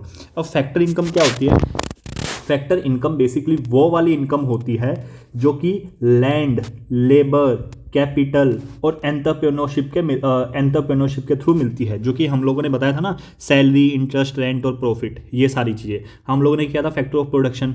अब imagine a scenario, let's say इसका सिंपल सा फॉर्मूला होता है net factor income from abroad का सिंपल सा फॉर्मूला है कि फैक्टर इनकम कौन सी, जो कि लैंड लेबर कैपिटल ये एंटरप्रेन्योरशिप के द्वारा मिलती है।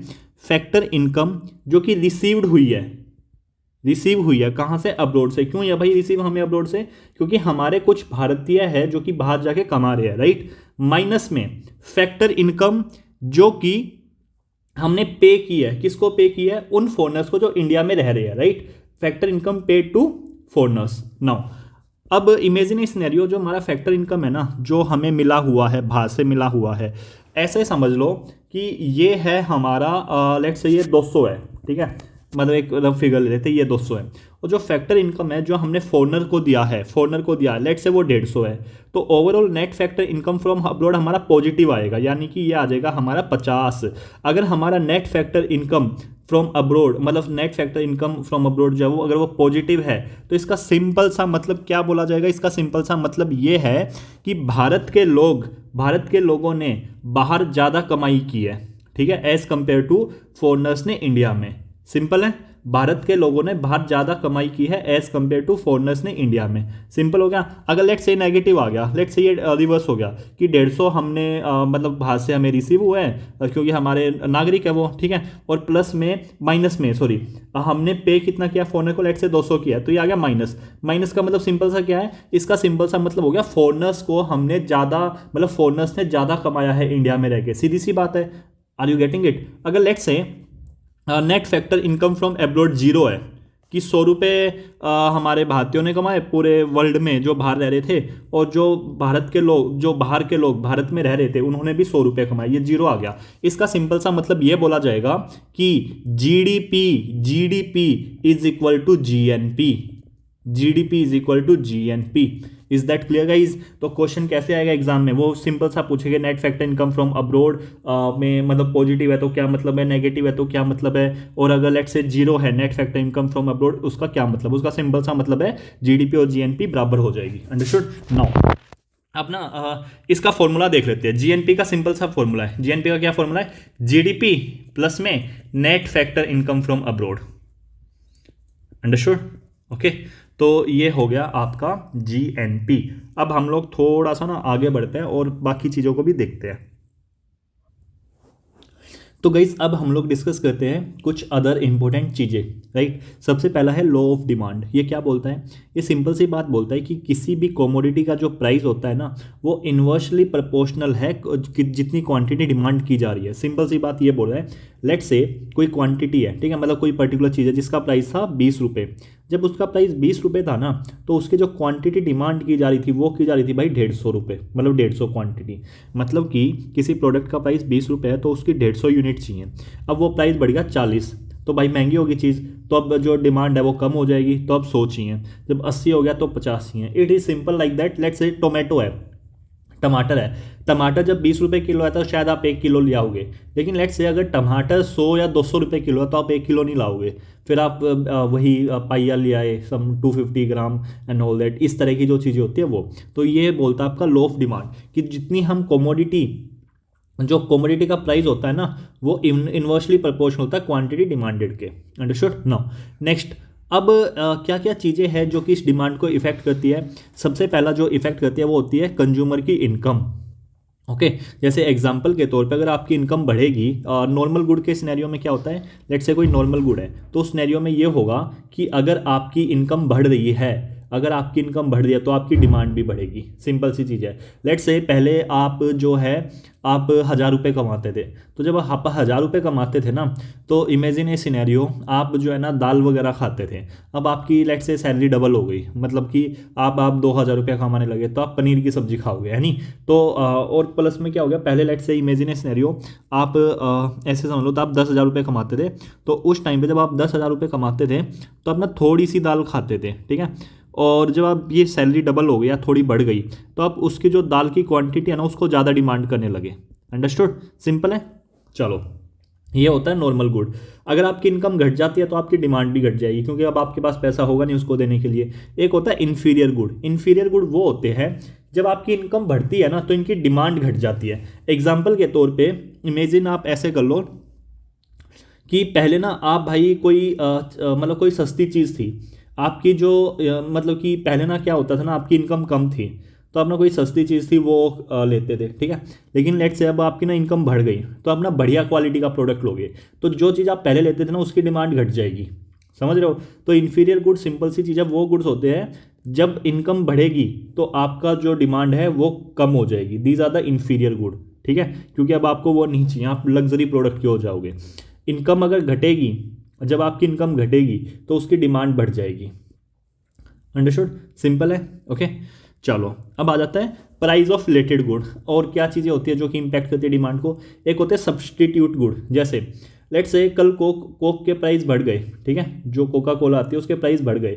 जब कोक के प्राइस बढ़ेंगे तो आप पेप्सी कंज्यूम करना स्टार्ट कर दोगे। लेट्स से एक है मैकडी, एक है बर्गर किंग। बर्गर किंग ने मैकडी ने अपने प्राइस बढ़ा दिए तो आप ना बर्गर किंग की ओर शिफ्ट हो जाओगे, सिंपल सी चीज़ है। नाउ उसके बाद आता है कॉम्प्लीमेंट्री गुड। सब्सटीट्यूट गुड का मतलब होता है कि उसकी जगह कोई दूसरा गुड, उसका कोई सब्सटीट्यूट। और एक होता है कॉम्प्लीमेंट्री गुड। कॉम्प्लीमेंट्री गुड क्या होते हैं भाई, ये वो वाले गुड होते हैं जो कि हमेशा साथ में यूज़ किए जाते हैं। एग्जाम्पल के तौर पे लेट्स से अगर शुगर के प्राइस बढ़ गए तो जो चाय की डिमांड है ना, टी की जो डिमांड है वो डिक्रीज हो जाएगी एंड वाइस वर्सा, ठीक है। एग्जाम्पल के तौर पे आप ऐसे समझो कि पेट्रोल के प्राइस एकदम से बढ़ गए तो डोंट यू थिंक सो कि पेट्रोल के प्राइस बहुत ज़्यादा बढ़ गए तो कार की डिमांड कम हो जाएगी। ऑब्वियस सी बात है नहीं, क्योंकि भाई कार बिना पेट्रोल के कैसे चलेगी। वो इलेक्ट्रिक व्हीकल आ रहे हैं अभी बट वो उतने लार्जर स्केल पे नहीं है अभी, राइट। तो ये होते हैं कॉम्प्लीमेंट्री गुड। आप इसको ऐसे भी समझ सकते हो ब्रेड एंड बटर के रूप में, ठीक है।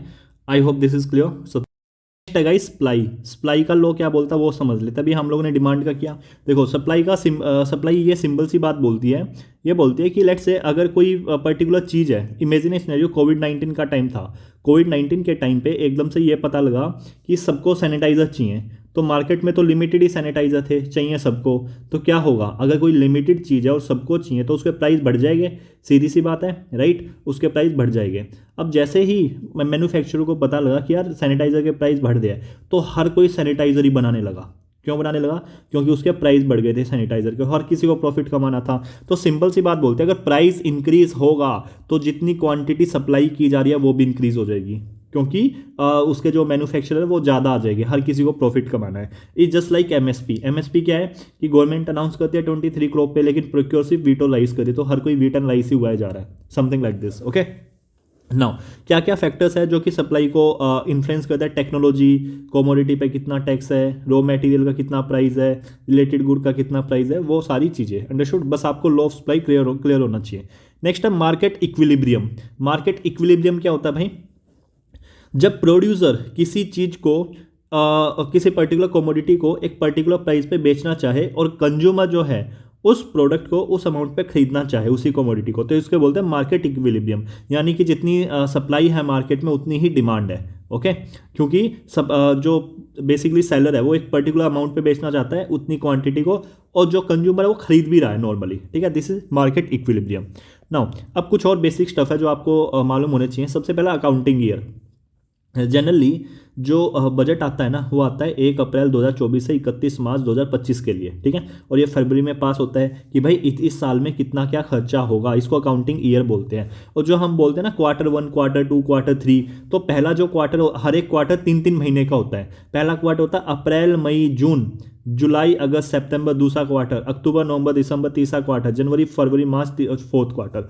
अब आपको ये न्यूज़ सुनने को मिलती होगी कि इस क्वार्टर में ना जो ग्रोथ रेट है या समथिंग लाइक दैट कोई प्राइजेज है वो बोलते हैं कि 4% कम हो गया या ज़्यादा हो गया। अब मेरी बात सुनो, ध्यान से सुनना ये बात।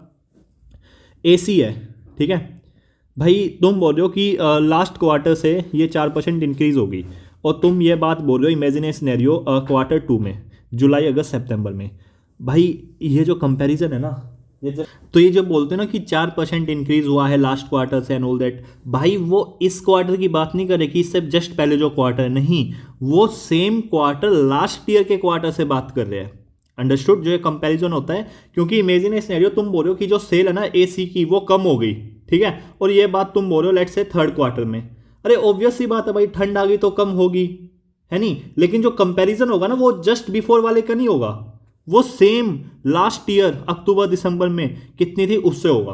तो ये जो बेसिक चीज़ है ना, जब आप लोग न्यूज़पेपर पढ़ते हो तब दिक्कत आती है। तो अभी देखो ये क्लासेस करने के बाद ना you will be able to read economic survey and budget on your own, okay. This is next level maturity. मैं इकोनॉमी की बात कर रहा हूँ, ठीक है। नेक्स्ट आता है क्लोज्ड और ओपन इकोनॉमी। ये सिंपल सी चीज़ है, लेट्स से ये भारत की टेरिटरी है, भारत की टेरिटरी के अंदर कोई चीज़ बन रही है, वो भारत के अंदर ही कंज्यूम हो रही है और हम बाहर से कोई चीज़ ले नहीं, ना तो ले रहे हैं ना दे रहे हैं, ठीक है। तो this is called closed economy. आज के टाइम पे this is not practically possible, specially Covid के टाइम पे। कोई ये थोड़ी बोलेगा कि यार हम क्लोज्ड इकोनॉमी, हमें वैक्सीन नहीं चाहिए, सीधी सी बात है, हर किसी का वो है, ठीक है। तो क्लोज्ड इकोनॉमी पॉसिबल नहीं है। आजकल हर एक इकोनॉमी कहीं ना कहीं ओपन है, but degree of openness very. और जो डिग्री ऑफ ओपननेस है ना, वो कैसे पता लगेगा? वो पता लगता है trade to GDP ratio. Trade to GDP ratio कि आपकी जीडीपी में जो ट्रेड है उससे बेसिकली कितना परसेंटेज दिखाता है जीडीपी के आपका जो टोटल ट्रेड है ना, उसका जीडीपी के कंपैरिजन में कितना परसेंटेज है। इन शॉर्ट आप ऐसे समझ लो, trade to GDP ratio, total trade यानी कि एक्सपोर्ट कितना किया है, इंपोर्ट कितना किया है, प्लस में अपॉन में जीडीपी इनटू में 100, तो एक कुछ परसेंटेज आएगा। इंडिया के केस में नॉर्मली ये 45% के अराउंड रहता है, ओके, अंडरस्टूड। तो ये होता है ट्रेड टू जीडीपी रेशियो, जो बताता है कि जितना ये ज़्यादा होगा ना, जैसे 45 है, किसी कंट्री का 55 है, तो ज़्यादा ओपन इकोनॉमी ना 55% वाली होगी। अगर किसी का 10% है तो ये थोड़ी कम ओपन है। तो डिग्री ऑफ ओपननेस वेरी, दो आज के टाइम पे प्रैक्टिकली क्लोज्ड इकोनॉमी होना पॉसिबल नहीं है। आई hope this is also clear. अब हम लोग आगे बढ़ते हैं दूसरे कंसेप्ट की ओर। अब हम लोग बात करते हैं टाइप्स ऑफ गुड्स के। अभी ऊपर हम लोगों ने थोड़े नॉर्मल गुड, इन्फीरियर गुड, वो सब देखा था, लेकिन अब हम लोग थोड़ा और डिटेल में पढ़ते हैं। सबसे पहले on the basis of ownership की ओनर है कौन। एक होते हैं आपके public good. Public good generally कौन से गुड्स होते हैं भाई? पब्लिक गुड जनरली वो वाले गुड्स होते हैं जिनको कैरेक्टराइज किया जाता है नॉन राइवलरस, मतलब कि कोई राइवलरी नहीं है। इट्स नॉट लाइक दैट कि मैं कर लूँगा तुम नहीं कर पाओगे, समथिंग लाइक दैट, ओके। ना ही कोई एक्सक्लूजन है। एग्जाम्पल के तौर पे लेट्स से रिवर हो गया, रोड हो गया। रोड तो फिर भी लेट्स से आप उस पर चल रहे हो, हाईवे पे जा रहे हो, तो वहाँ पे टोल वगैरह देना पड़ता होगा। But imagine a scenario, defence, national security, यार अगर तुम just by being a virtue of citizen of India तुम एंजॉय करो ये सारे स्टेटस, राइट। और इमेजिन ए सिनेरियो, आप नॉर्मल रोड पे चल रहे हो, तो आपको कोई रोक सकता, आप एक पब्लिक पार्क में जा रहे हो, समझ रहे हो? तो these are public good. Private good वो होते हैं जो एक्सक्लूसिव होते हैं किसी को, ठीक है, और वहाँ पे कॉम्पिटिशन का एलिमेंट होता है। मतलब आप सिंपल सी चीज़ सोच सकते हो कि गाड़ी है, ठीक है, कोई गाड़ी खड़ी है रोड पे, यार वो किसी ओनर की बिलोंग करती है, यानी वो तुम्हारे पास नहीं है, हो सकता है ना, वो गुड्स है, वो एक्सक्लूसिव है किसी और का, understood. I hope this is clear to all of you, okay. Public good और प्राइवेट गुड ये क्लियर होना चाहिए। अब एक आता है क्लब गुड। क्लब गुड क्या होता है भाई? यहाँ पे एलिमेंट होता है एक्सक्लूजन का, बट मेंबर्स के बीच में कोई कंपटीशन नहीं होता। एग्जांपल के तौर पे लेट्स से तुमने, लेट्स से मैं कोई ना कोर्स लॉन्च करूँ, तुम लोगों ने खरीद लिया, ठीक है, यूपीएससी जंक्शन का कोई कोर्स मैंने मतलब कि सेल स्टार्ट किया और आप लोगों ने खरीद लिया। तो जिन जिन बच्चों ने खरीदा उनके बीच में तो कोई कंपटीशन है नहीं, ठीक है, वो सब एक्सेस कर पा रहे जो मैं पढ़ा रहा हूँ। लेकिन लेट्स से अगर कोई ऐसा है जिसने नहीं खरीदा, वो समझ रहे हो, तो उसको एक्सक्लूड कर दिया जाएगा, something like that, okay. But don't worry, mostly free रहेगा जो भी रहेगा, ठीक है। Next link consumption. कंजम्पशन में on the basis of consumption पहला आता है कैपिटल गुड। गुड्स कौन सा? ऐसे गुड्स, ऐसे मतलब कि गुड्स जो कि किसी दूसरे गुड्स को बनाने में यूज होते हैं, ओके, तो उसको बोलते हैं capital goods. Goods use for production of another goods which consumer consume. Example के तौर पे आपको इमेजिनेशन एक साइकिल खरीदनी है, ठीक है, या एक कार खरीदनी है आपको, ठीक है। कौन खरीदेगा कार? कंज्यूमर खरीदेगा, ओके। इस कार को बनाने से पहले काफ़ी सारी चीज़ें हुई होगी, मतलब फैक्ट्री होगी, फैक्ट्री में मशीन्स होगी, काफ़ी सारी मशीन्स होगी, हर एक मशीन पे अलग अलग पार्ट्स बन रहे होंगे कार के, है नहीं, तो उनको बोलेंगे जनरली हम लोग capital goods, understood. Let's say आपका इमेजिन सिनेरियो से कोई मतलब फैक्ट्री है, उस फैक्ट्री के लिए आपने मशीन खरीदी, यानी कि जो मशीन खरीदी ना आपने कुछ बनाने के लिए खरीदी है नहीं, कुछ बनाने के लिए खरीदी, आप उससे कोई प्रोडक्ट बनाओगे, वो मार्केट में जाके बेचोगे, तो वो भी एक कैपिटल गुड हो गया। तो कैपिटल गुड ऐसा कोई भी गुड जो कि प्रोडक्शन में काम करे दूसरे गुड्स को बनाने में, सिंपल सी चीज़ है। नाउ नेक्स्ट आता है इंटरमीडिएट गुड। एग्जाम्पल के तौर पर आपको चाय बनानी है। अब भाई चाय बनाने के लिए आपको चीनी चाहिए होगी, है नहीं, चाय पत्ती चाहिए होगी, दूध चाहिए होगा, राइट। तो इंटरमीडिएट गुड वो सारे गुड्स होते हैं जो कि फाइनल गुड्स को बनाने में लगते हैं, अंडरस्टूड। इंटरमीडिएट वो सारे गुड्स होते हैं जो कि फाइनल गुड्स को बनाने में लगते हैं। अब उसके बाद आ जाता है कि कंजम्पशन के बेसिस पे गुड्स को कि गुड्स जिनको कंज्यूम किया जा रहा है, दो तरह के। पहला हो गया कंज्यूमर ड्यूरेबल्स, दूसरा हो गया कंज्यूमर नॉन ड्यूरेबल। ड्यूरेबल का मतलब हो गया जिनकी लाइफ, जिनकी वैल्यू जो है वो कहीं ना कहीं मतलब कि मोर देन 3 years होती है, वो होते हैं ड्यूरेबल, यानी कि लंबे समय तक चलने वाले। और इनकी ना रीसेल वैल्यू भी होती है। एग्जांपल के तौर पे आपने कार खरीदी, ठीक है, कार चलेगी भाई अच्छी खासी, और आप जब उसको बेचोगे तो आपको कुछ अमाउंट में मिलेगा, लेकिन इनकी रीसेल वैल्यू होती है। जैसे होम अप्लाइंसेस जितने भी वाइट गुड्स होते हैं ना, टीवी, लैपटॉप, ये सारी चीज़ें वो ड्यूरेबल गुड्स होते हैं। एक होते हैं नॉन ड्यूरेबल गुड्स, यानी कि एक तो पेरिशेबल होते हैं, शॉर्टर लाइफ पीरियड होता है, इनकी कोई रीसेल वैल्यू नहीं होती जनरली, अंडरस्टूड। उनको बोलते हैं नॉन ड्यूरेबल गुड्स। नाउ अब आ जाता है एप्लीकेशन पार्ट पे। भाई इकोनॉमी किस डायरेक्शन में जा रही है वो डिपेंड करेगा कि किस गुड्स का ज़्यादा कंजम्पशन हो रहा है इकोनॉमी में। जैसे अगर कैपिटल गुड की ज़्यादा डिमांड है, यानी कि भाई मशीन्स वगैरह इन सब की ज़्यादा डिमांड है, तो यानी कि भारत जो है ग्रोथ की हो जा रहा है, सिंपल सी चीज़ है। ओके, अगर इंटरमीडिएट गुड्स की ज़्यादा डिमांड है तो इकोनॉमिक एक्टिविटी फास्टर पेस से बढ़ रही है, क्योंकि हर किसी को इंटरमीडिएट गुड बन चाहिए ताकि वो फाइनल प्रोडक्ट बना सके। अगर इंटरमीडिएट गुड की बात की जाए तो ऑब्वियसली बात आने की फाइनल प्रोडक्ट की डिमांड होगी, तभी तो इंटरमीडिएट गुड खरीदते हैं ना लोग, समझ रहे हो। उसके बाद आ गया कंजम्पशन गुड। इसका मतलब सिंपल सी बात है कि कंजम्पशन गुड की ज़्यादा डिमांड्स हो रही है ना, कि मतलब इकोनॉमी काफ़ी सही है और लोग की परचेसिंग पावर बढ़ रही है। क्यों बढ़ रही है परचेसिंग पावर? क्योंकि कहीं ना कहीं उनकी सैलरी बढ़ रही होगी। सैलरी क्यों बढ़ रही है? तो कहीं ना कहीं जॉब क्रिएट हो रही होगी। Understood? Is that clear? So on the basis of demand also we can tell कि इकोनॉमी किस डायरेक्शन में जा रही है। आई होप आपको ये जो चीज़ें ना ये अच्छे से क्लियर हो गई होगी। अब ना लॉ ऑफ डिमांड के ना दो एक्सेप्शन है, दो एक्सेप्शन ध्यान से सुनो, ये पहले दो है। हम लोगों ने लॉ ऑफ डिमांड पढ़ा था, क्या पढ़ा था लॉ ऑफ डिमांड में? कि अगर प्राइस बढ़ेगा किसी चीज़ का तो उसकी क्वांटिटी कम हो जाएगी। इमेजिन ए सिनेरियो, पहले ना लेट्स से 1 किलो काजू जो ना वो 500 रुपये किलो, भाई मुझे नहीं मालूम कितने रुपए किलो काजू, सॉरी, बट मैं एक इमेजिन सिनेरियो को लो, ठीक है। 1 किलो काजू 500 रुपये के है, तो आप 1 किलो लेते थे हर महीने। अब लेट्स से 1 किलो काजू ना भाई अगले महीने में कुछ 800 रुपये किलो हो गए। अब बजट तो आपको 500 ही है नहीं? तो क्या करोगे आप क्या करोगे? तो आप जो उसकी क्वांटिटी है ना तो उसको कम प्रोड्यूस करोगे। अब आपको 1 किलो नहीं चाहिए, समझ रहे हो मैं क्या बोल रहा हूँ, ठीक है। अब आपको 500 में जितना आएगा वो 1 किलो से कम आएगा, उसमें ही काम चला लोगे। तो प्राइस बढ़ा तो आपकी क्वांटिटी कम हो गई, क्वांटिटी जो डिमांड करेगी वो कम होगी, बिल्कुल। जैसे मैंने टमाटर का एग्जांपल दिया, जब 120 रुपये किलो है टमाटर तो आपको 1 किलो नहीं चाहिए, आप मतलब कि 20-30 रुपये में भी काम चला लोगे, है नहीं। और जब 20 रुपये किलो है तो आपको 1 किलो चाहिए। अंडरस्टूड? नाउ गिवन गुड्स क्या बोलता है? ये सिंपल सी बात बोलता है, ये लॉ ऑफ डिमांड को मानता ही नहीं है। ये क्या बोलता है? ये बोलते हैं कि non luxurious basic good essential poor people most affected. मतलब ये ना आप इसको ऐसे समझो, ये सिंपल सी चीज़, गिवन गुड्स वो गुड्स होते हैं जब किसी चीज़ का प्राइस बढ़ता है ना इनका, तो उनकी डिमांड भी बढ़ती है। ओके, मतलब कि लोग उसको एज थोड़ा वो स्टेटस के रूप में देखते हैं। ओके, बट ये नॉन लग्जरियस कुछ बेसिक गुड्स ही होते हैं जो एसेंशियल्स होते हैं, ठीक है। मतलब कि अगर मतलब उनकी अगर डिमांड बढ़ रही, उनका प्राइस बढ़ रहा है ना तो उनकी डिमांड भी बढ़ी है। जैसे आईफोन हो गया आपका, सिंपल सी चीज़ है।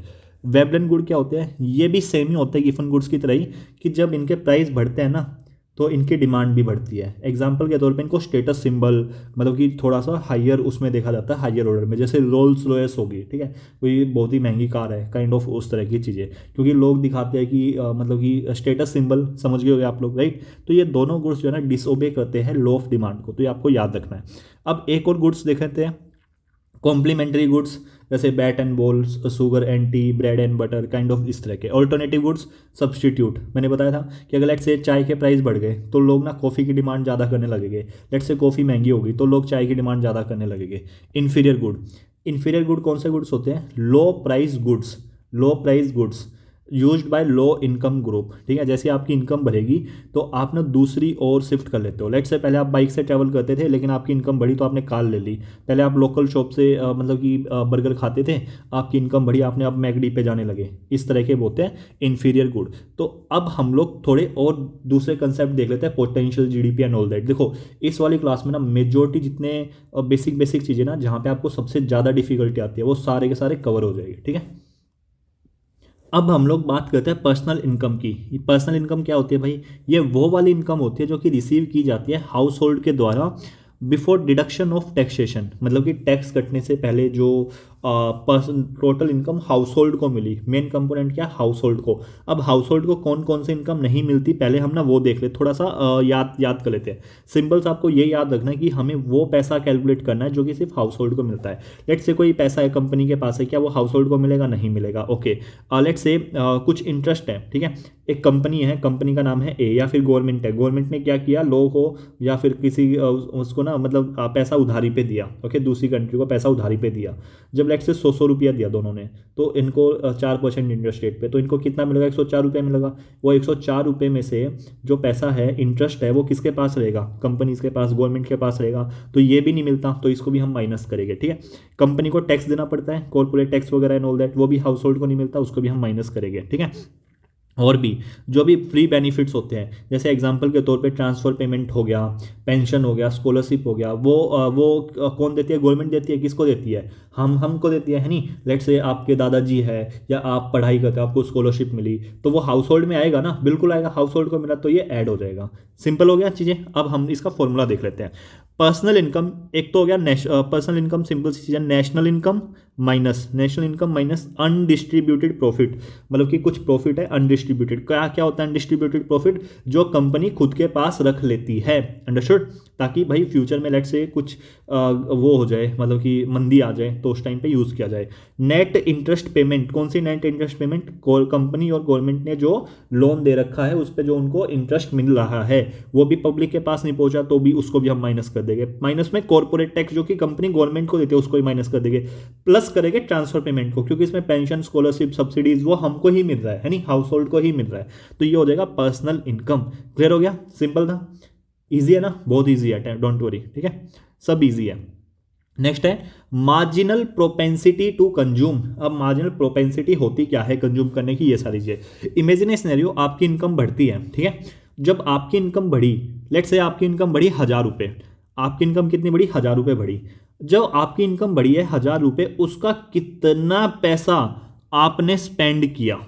ठीक है, इमेजिन ऐसे करो, पहले आपकी तनख्वाह थी 10,000 रुपये, आपकी तनख्वाह 11,000 रुपये हो गई, तो हमको सिर्फ यह देखना जो 1,000 रुपया बढ़ा है ना, उसमें से आप कितना स्पेंड कर रहे हो।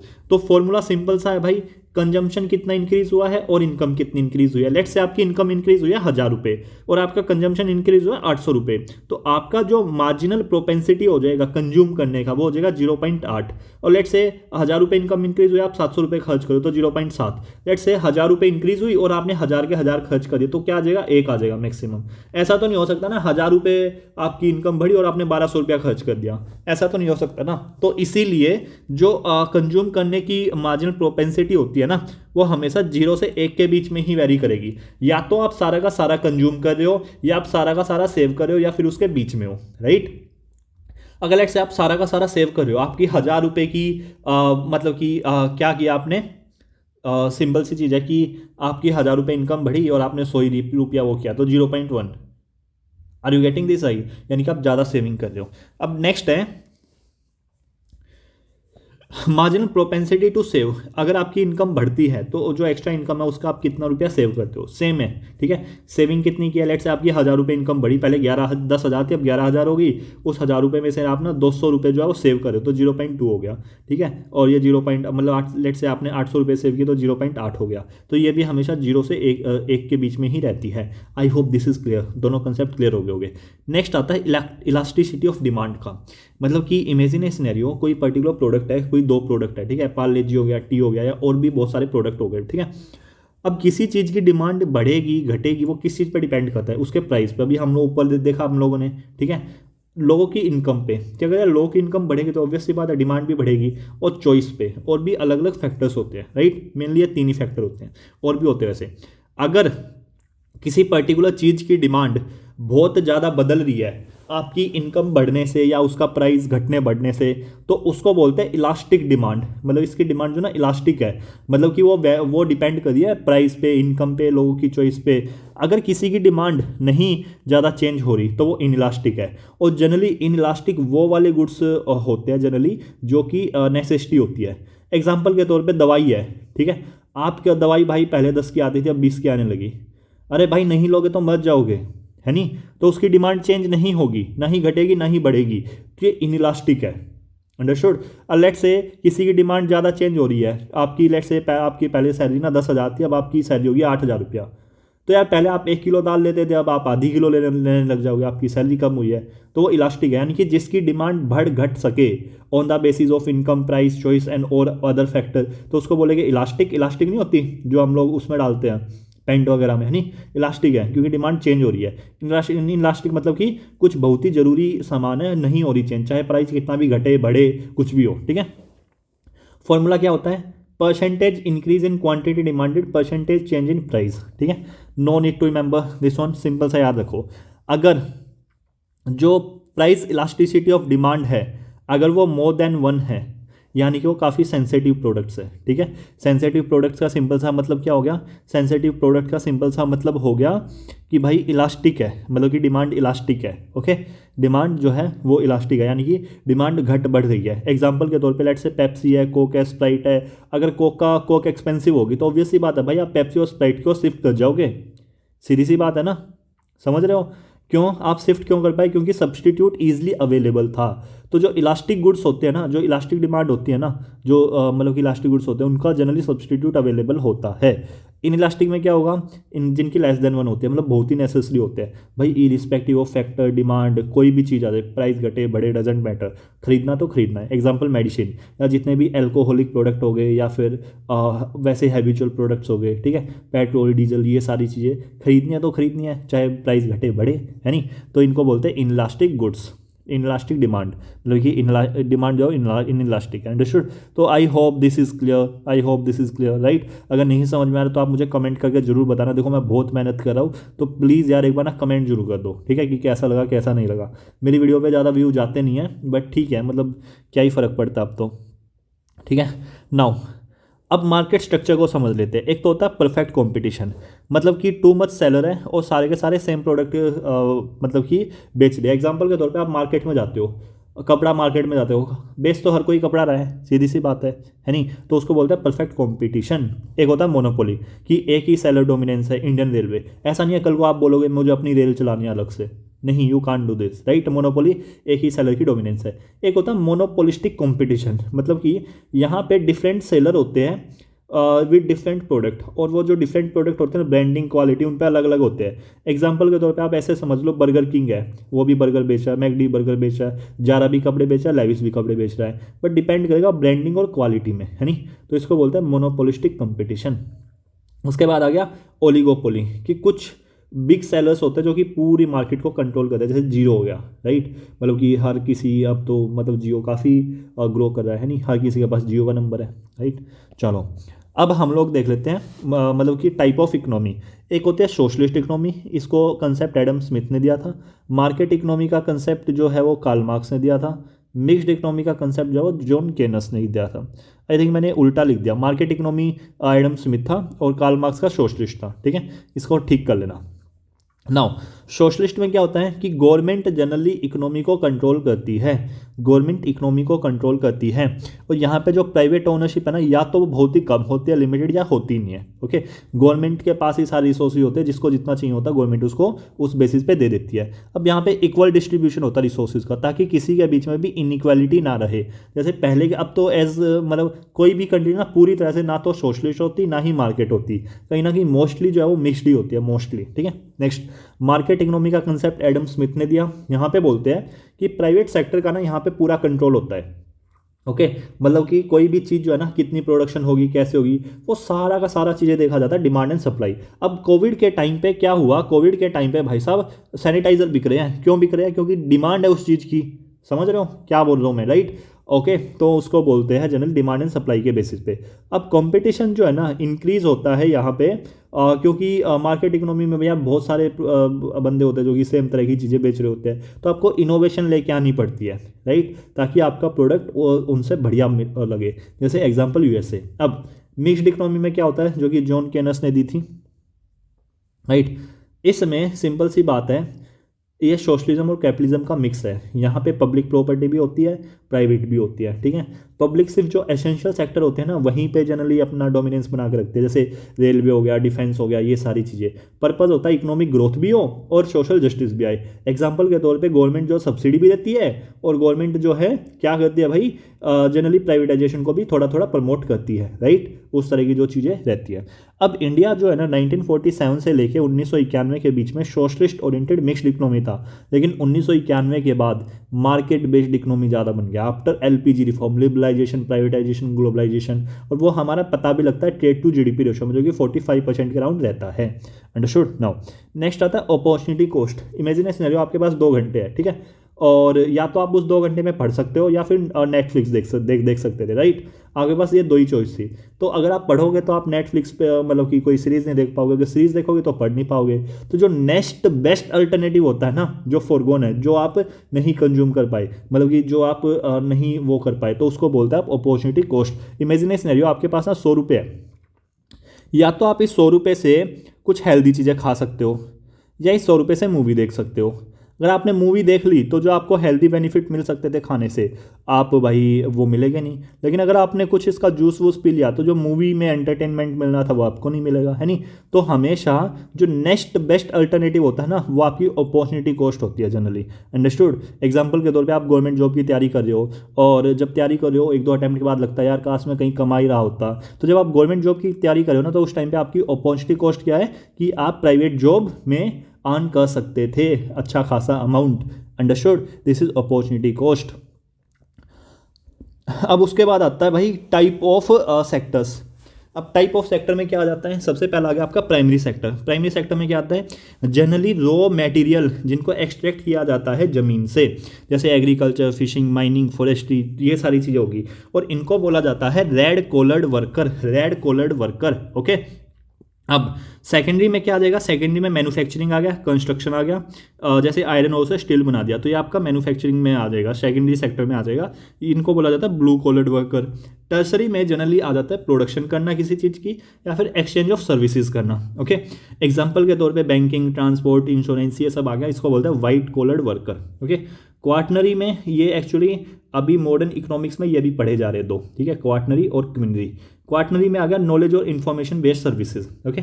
और क्विनरी में आ गया हाई लेवल डिसीजन मेकर्स, जो कि इंपोर्टेंट पॉलिसीज वगैरह बना रहे हैं, इनको बोला जाता है गोल्ड कॉलर्ड वर्कर। अंडरस्टूड। अब भारत में 3 सेक्टर है, ठीक है। नॉर्मली हम नॉर्थ इंडिया मतलब ओवरऑल अगर मैं बात करूँ 3 सेक्टर, एक तो एग्रीकल्चर, एक इंडस्ट्री, एक सर्विसेज। इंडस्ट्री यानी कि manufacturing also. Generally economy grow करती है एग्रीकल्चर से, मैन्युफैक्चरिंग से, सर्विसेज। बट इंडिया एक ऐसा केस है, हमने डायरेक्टली एग्रीकल्चर से सर्विस सेक्टर पे जंप कर दिया, हमने इंडस्ट्री सेक्टर को मतलब कि इतना ज़्यादा प्रमोट नहीं किया, इसीलिए। और चाइना ने क्या किया भाई, चाइना ना मोस्टली जो है वो मैन्युफैक्चरिंग बेस्ड इकोनॉमी है, हर चीज़ पे लिखा होता है मेड इन चाइना, राइट। समझ रहे हो। ओके। तो इसीलिए गवर्नमेंट अभी किस पे फोकस करिए, मेक इन इंडिया, आत्मनिर्भर भारत, इन सारी चीज़ों पे। अब सर्विस सेक्टर जो है उसमें लेट्स से पूरे भारत में 100 लोग हैं, 100 में से 30 लोग काम कर रहे हैं सर्विस सेक्टर में। ये 30 लोग जो है ना 54% जीडीपी में कंट्रीब्यूट कर रहे हैं, ठीक है। इंडस्ट्री में लेट्स से 100 में से 25 लोग काम कर रहे हैं, 25%, यानी कि वो 26 जो है वो मतलब 26% जीडीपी में कंट्रीब्यूट कर रहे हैं। एग्रीकल्चर सेक्टर में 45% एम्प्लॉयमेंट है, जो कि कंट्रीब्यूट करे सिर्फ 20%। तो ये बहुत ही कम है हमारा, ठीक है। ओके। तो ये आपको क्लियर हो गया होगा। एक होता है अनऑर्गेनाइज सेक्टर, एक होता है ऑर्गेनाइज सेक्टर, ये एंटरप्राइजेज होती है, ठीक है। अनऑर्गेनाइज सेक्टर जनरली वो वाला सेक्टर होता है जहाँ पे लेस देन 10 पीपल एम्प्लॉय होते हैं। ओके। और जनरली ये रजिस्टर्ड नहीं होते गवर्नमेंट के साथ। ऑर्गेनाइज सेक्टर वो सेक्टर होते हैं जो कि रजिस्टर्ड होते हैं गवर्नमेंट के साथ, ठीक है। ये 10 से या उससे ज़्यादा एम्प्लॉय। अब इनके अंडर भी भाई 81% जो एम्प्लॉयमेंट है वो आपका अनऑर्गेनाइज सेक्टर में है, और अनऑर्गेनाइज में 19% के अराउंड देखने को मिलेगा। उसके अंदर भी कुछ होते हैं फॉर्मल वे में, ठीक है, कुछ होते हैं इनफॉर्मल वे में। तो अगर आप ओवरऑल देखोगे ना तो ये आप कैलकुलेट कर सकते हो कि फॉर्मल में हमारा कितना, इनफॉर्मल में हमारा कितना। इनफॉर्मल में हमारा जनरली बहुत ज़्यादा रहता है। ओके। तो ये हो गया आपका नॉर्मल सी चीज़ें जो आपको याद रखनी थी। ओके। ये क्वेश्चन क्यों बताया सर, ये फैक्ट वैक्ट एंड ऑल दैट, भाई क्वेश्चन बन सकते हैं स्टेटमेंट बेस्ड। अभी ना नेक्स्ट वाली वीडियो में ना हम लोग ना पीवाईक्यू भी डिस्कस करेंगे कि क्या क्या पीवाईक्यू इस वाले चैप्टर से पूछे गए हैं। नेक्स्ट वाली वीडियो लास्ट वीडियो होगी, मोस्टली तो सारी चीज़ें कवर हो चुकी है, बट एक और वीडियो आएगी इस चैप्टर से रिलेटेड, ठीक है, जहाँ पे मैं हम ना और सारी चीज़ें, ग्रोथ रेट हो गया, बेस रेट हो गया, फैक्टर कॉस्ट, बेसिक प्राइस, ये मैं वैसे डिस्कस कर चुका हूँ, बस इनको फॉर्मूले के रूप में एक बार छोटा सा और डिस्कस करूँगा और कुछ PYQs। तो थैंक यू, जय हिंद। एंड प्लीज़ कमेंट कर दीजिए एंड लाइक वीडियो को पूरा एंड तक देखिए, अपने दोस्तों के साथ शेयर कीजिए, क्योंकि economic course it's not like that कि आप ना कहीं से भी फाउंडेशन करके आए होगे तो आप डेफिनेटली इतना तो देख पा रहे होगे कि आपके फाउंडेशन से तो ज़्यादा चीज़ें कवर हो रही है। ओके, और इसका PDF आपको UPSC जंक्शन के टेलीग्राम चैनल पे मिलेगा, जाके ज्वाइन कर लीजिए। थैंक यू, जय हिंद। हम अपना पहला चैप्टर जो है उसकी जो थ्योरी पार्ट है वो कंप्लीट कर चुके हैं, उससे रिलेटेड जो PYQs है ना वो सारे के सारे डिस्कस कर लेते हैं। तो स्टार्ट करते हैं 2024 के PYQ से। क्वेश्चन क्या है? क्वेश्चन है with reference to sector of the Indian economy. हम लोगों ने भी पढ़े थे primary sector, secondary sector, tertiary sector, right. Consider the following pair. इन्होंने इकोनॉमिक एक्टिविटी दिया और सेक्टर दिया है। सबसे पहला है स्टोरेज ऑफ एग्रीकल्चर प्रोड्यूस। क्या ये सेकेंडरी में आएगा, टर्सरी में आएगा? ऑब्वियसली भाई ये स्टोर कर रहा है, यानी कि कुछ service kind of thing. Secondary में क्या आएगा? सेकेंडरी में तो प्रोसेसिंग वाला चीज़ था, राइट। तो पहला हो गया गलत। ओके, डेयरी फार्म जो है वो प्राइमरी है। Is it true? Yes exactly, dairy farm जो है वो प्राइमरी है, raw material something like that. Mineral exploration जो है वो टर्सरी है। नहीं, मिनरल एक्सप्लोरेशन हमारा कौन सा है? ये हमारा सेकेंडरी में आएगा, राइट। ओके, ये काट सकते हैं। वीविंग क्लॉथ सेकेंडरी, एग्जैक्टली जो क्लॉथ को बुनते हैं ना वो कहीं ना कहीं प्रोसेसिंग का पार्ट है, तो वो सेकेंडरी में आ जाएगा। तो आंसर हो जाएगा ओनली 2 B, राइट। आप पॉज करके भी खुद से भी सोल्व करने की कोशिश कर सकते हैं। With reference to physical capital in Indian economy consider the following pair. Farmers plough, ये क्या है? ये वर्किंग कैपिटल है। देखो, एक होती है वर्किंग कैपिटल जो कि आपकी डे टू डे फंक्शनिंग में काम करती है आपके लिए, ठीक है। एक होती है फिक्स्ड कैपिटल, यानी कि जो लॉन्ग टर्म कैपिटल होती है। एग्जांपल के तौर पे कैश है, कैश एक वर्किंग कैपिटल है, राइट। फिक्स्ड कैपिटल क्या हो गया? आपने मशीन वगैरह खरीदी, वो सारी चीज़ें। तो फार्मर का जो ये प्लॉग है ना, ये क्या है भाई? ये उनका फिक्स्ड कैपिटल है, क्योंकि ऐसा तो नहीं है एक बार यूज़ होगा दोबारा यूज़ ही नहीं होगा। नहीं, ये उसका लॉन्ग टर्म इन्वेस्टमेंट है। तो पहला जो है वो वर्किंग कैपिटल नहीं है, फिक्स्ड कैपिटल है, पहला गलत। दूसरा कंप्यूटर फिक्स कैपिटल है, ऑब्वियसली बार बार यूज़ कर सकते हैं, right. Yarn used by the weaver, यानी कि जो धागा होता है ना जो बुनने में काम आता है, वो बोले फिक्स्ड कैपिटल। नहीं यार, ये तो वन टाइम यूज़ है, राइट। तो इसको भी कैंसिल कर देंगे। पेट्रोल जो है वो वर्किंग कैपिटल है, एग्जैक्टली। पेट्रोल भी आपका क्या है? वो वर्किंग कैपिटल रहेगा। तो आंसर क्या हो जाएगा? B only. क्लियर है गाइज? आप पॉज कीजिए, क्वेश्चन अटेम्प्ट कीजिए। Consider the investment in the following asset. Okay, क्या पूछा है? इन्होंने पूछा इनमें से कौन सा इंटेंजिबल इन्वेस्टमेंट है। एक तो होती है टेंजिबल इन्वेस्टमेंट। जब मैं बोलता हूँ ना टेंजिबल इन्वेस्टमेंट, इसका सिंपल सा मतलब होता है ऐसी investment which can be touched. Intangible मतलब कि जो टच नहीं की जा सकती हो, फील नहीं की जा सकती हो, राइट। तो सबसे पहला हो गया ब्रांड रिकॉग्निशन। ब्रांड रिकॉग्निशन यानी कि क्या हो गया? जैसे एप्पल हो गया और ये सारी चीज़ें होगी, क्या आप इनको टच कर सकते हो? नहीं, राइट। तो ब्रांड रिकॉग्निशन क्या हो जाएगा आपका? ये हो जाएगा आपका इंटेंजिबल। उसके बाद नेक्स्ट हो गया इन्वेंट्री। इन्वेंट्री क्या होता है? जैसे गोडाउन में आपका सामान पड़ा हुआ है, तो क्या आप उसको टच कर सकते हो? ऑब्वियसली कर सकते हो, यानी कि सर ये तो टेंजिबल होगा, इंटेंजिबल तो होगा ही नहीं। तो पहला कौन सा है? इंटेंजिबल। दूसरा कौन सा? टेंजिबल। उन्होंने पूछा कौन सा? इंटेंजिबल, तो ये गलत हो जाएगा, सेकेंडरी, ठीक है। सेकेंड वाला इंटेलेक्चुअल प्रॉपर्टी, आपका इंटेलेक्चुअल प्रॉपर्टी राइट है, मतलब इंटेलेक्चुअल प्रॉपर्टी होती है, क्या ये टर्सरी में आएगा या सेकेंडरी में आएगा? ऑब्वियस सी बात है भाई, इंटेलेक्चुअल प्रॉपर्टी, कॉपीराइट आ गया, ट्रेडमार्क आ गया, ये सारी चीजें ये इंटेंजिबल ही होगी। Are you getting me guys? ये क्या होगी? ये इंटेंजिबल ही होगी, ये टेंजिबल रहेगी नहीं। मेलिंग लिस्ट ऑफ क्लाइंट, ये बोला लिस्ट है एक proper, mailing list of client, exactly ये आपका टेंजिबल में आ जाएगा। Understood guys? तो आप आंसर हो जाएगा इसका B, इसका भी हो जाएगा B। I hope this is clear. Next, which of the following activity constitute real sector in the economy. Real sector means जो कि इकोनॉमी में कुछ प्रोड्यूस करे, right. Farmer harvesting their crop, farmer अपनी क्रॉप को हार्वेस्ट कर रहा है, okay. Textile mill converting raw cotton into fabric, okay. एक commercial bank lending money to trading company, यहाँ पे क्या हो रहा है? यहाँ पे फॉर्म ऑफ मनी चेंज हो रहा है, पहले इनके पास था अब दूसरे के पास आ गया, ये तो होगा नहीं real sector. Corporate body issuing रुपए डिनोमिनेटेड बॉन्ड ओवरसीज, ये भी नहीं होगा real sector, right. Real sector में क्या आ जाएगा? फार्मर अपनी क्रॉप को हार्वेस्ट करा, एक नई चीज आ रही है, राइट। टेक्सटाइल मिल रो कॉटन को कन्वर्ट करिए फैब्रिक में, वो एक नई चीज प्रोड्यूस हो रही है, तो these are called real sector. यहाँ पे तो बस money, form of money change हो रहा है, अंडरस्टूड। तो आंसर क्या हो जाएगा? 1 and 2 ओनली। नेक्स्ट क्वेश्चन है अदर थिंग्स रिमेनिंग अनचेंज्ड, ठीक है। यहां से पढ़ो क्वेश्चन। अगर मार्केट डिमांड, मतलब कि यह पूछा कि market demand of a good might increase, मतलब कि एक पर्टिकुलर चीज है उसकी जो मार्केट डिमांड है ना वो बढ़ सकती है, कब बढ़ सकती है? अगर उसके सब्सटीट्यूट का प्राइस इंक्रीज हो जाए बिल्कुल ठीक है। लेट्स से पहले आप ना कॉफ़ी पीते थे, अब कॉफ़ी का प्राइस इंक्रीज हो गया तो आप चाय पे शिफ्ट कर जाओगे। चाय क्या है, सब्सटीट्यूट है कॉफ़ी का, तो ऑब्वियस सी बात है जब आप चाय पे शिफ्ट करोगे तो इसकी डिमांड बढ़ेगी, पहले ठीक है। Price of its complement increase, example के तौर पर आप ब्रेड और बटर एक साथ लगाते हो, यूज़ करते हो, ठीक है। अगर ब्रेड का प्राइस बढ़ेगा तो अब खाली बटर का क्या करोगे, तो ये तो गलत हो गई है नहीं कि अगर उसके कॉम्प्लीमेंट का ये जो मतलब कॉम्प्लीमेंट हो गया जो दोनों एक साथ चीज यूज़ की जाती हो, ठीक है। अगर दूसरे का प्राइस एक का प्राइस बढ़ जाएगा भाई, दूसरा तो वैसे ही यूजलेस हो गया ना एक तरह से। The good is an inferior good and income of the consumer rise. Okay, तो ये बोल रहे हैं कि मार्केट डिमांड जो है ना किसी गुड की बढ़ सकती है अगर वो गुड जो वो इंफीरियर गुड है और इनकम जो है कंज्यूमर की राइज होगी। एग्जाम्पल के तौर पर तुम्हारी इनकम ना बढ़ गई तो यार तुम इंफीरियर गुड क्यों खरीदोगे, मेरी बात समझ रहे हो। अगर तुम्हारी इनकम बढ़ रही है तो तुम सस्ती क्वालिटी का प्रोडक्ट क्यों खरीदोगे, तुम बढ़िया प्रोडक्ट क्यों जाओगे। This is also wrong. अगर ये उसका प्राइस कम हो जाता है एग्जैक्टली, अगर उसका प्राइस सस्ता हो जाएगा तो एग्जैक्टली तो भाई उस पर्टिकुलर चीज़ की डिमांड बढ़ सकती है। तो आंसर हो जाएगा 1 and 4 ओनली। क्लियर है।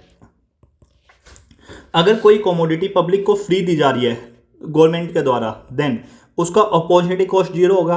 कभी भी किसी भी चीज़ का अपॉर्चुनिटी कॉस्ट जीरो नहीं होता, ठीक है। अगर कोई चीज़ फ्री दी जा रही है, ऑब्वियस ही बात है भाई, ये चीज़ पैसे दे के भी दी जा सकती थी लोगों को, गवर्नमेंट पैसा कमा सकती थी, राइट। तो जीरो तो बिल्कुल नहीं होगा, ठीक है।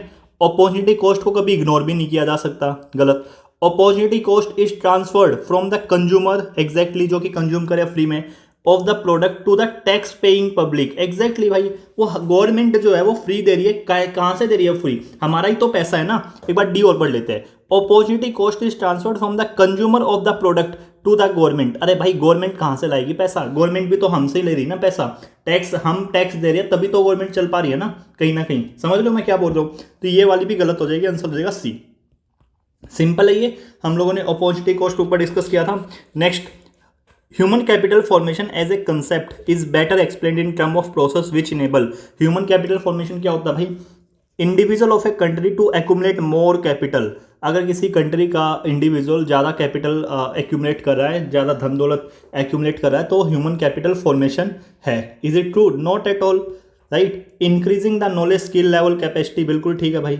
एक्यूमुलेशन ऑफ टेंजिबल वेल्थ, जिसको जैसे गाड़ी कार ये सारी चीज़ें, गलत। Accumulation of intangible wealth, exactly मतलब कि वो कुछ स्किल सीख रहा है, कुछ नॉलेज वो कर रहा है, तो उस तरह की चीज़ें। आंसर हो जाएगा 2 and 4 ओनली। सिंपल है तो, इसमें तो डाउट नहीं होगा। Despite being a high saving economy, capital formation may not result in significant increase in output due to. मतलब कि क्या बोल रहा है, ये बोल रहा है कि हमारे ना सेविंग तो बढ़ रही है, अब सेविंग बढ़ गया तो उससे क्या होगा। लेट्स से पहले आपकी सैलरी है 100 रुपये, आप उसमें से 30 रुपये खर्च कर रहे हो, 70 रुपये आपके पास है, 70 रुपये आप बैंक में जाके जमा करते हो। बैंक क्या करता है, उनको फिर लोन में घुमा देता है। किनको देगा, इंडस्ट्रियलिस्ट को। इंडस्ट्रियलिस्ट क्या करेगा भाई, फैक्ट्री लगाएगा। इसको बड़े स्केल पे सोचो, फैक्ट्री लगाएगा तो लोगों को एम्प्लॉयमेंट मिलेगी, लोगों को सैलरी मिलेगी, लोग डिमांड करेंगे, इकोनॉमी ग्रोथ करेगी, ऐसा ही होगा। तो अब उनमें से पूछा, लेकिन यार सेविंग तो बढ़ रही है लेकिन ना आउटपुट नहीं बढ़ रहा, ठीक है। मतलब कि रीजन क्या है, रीजन क्या हो सकता है। वीक एडमिनिस्ट्रेटिव मशीनरी, बिल्कुल ठीक है। इलिटरेसी, बिल्कुल ठीक है। हाई पॉपुलेशन डेंसिटी, ये भी हो सकता है। High capital output ratio. अगर मुझे बेस्ट वन चुनना हो ना इनमें से, तो I would choose D as a option. Why, ICOR का सिंपल सा कंसेप्ट है, अब ये कंसेप्ट समझो।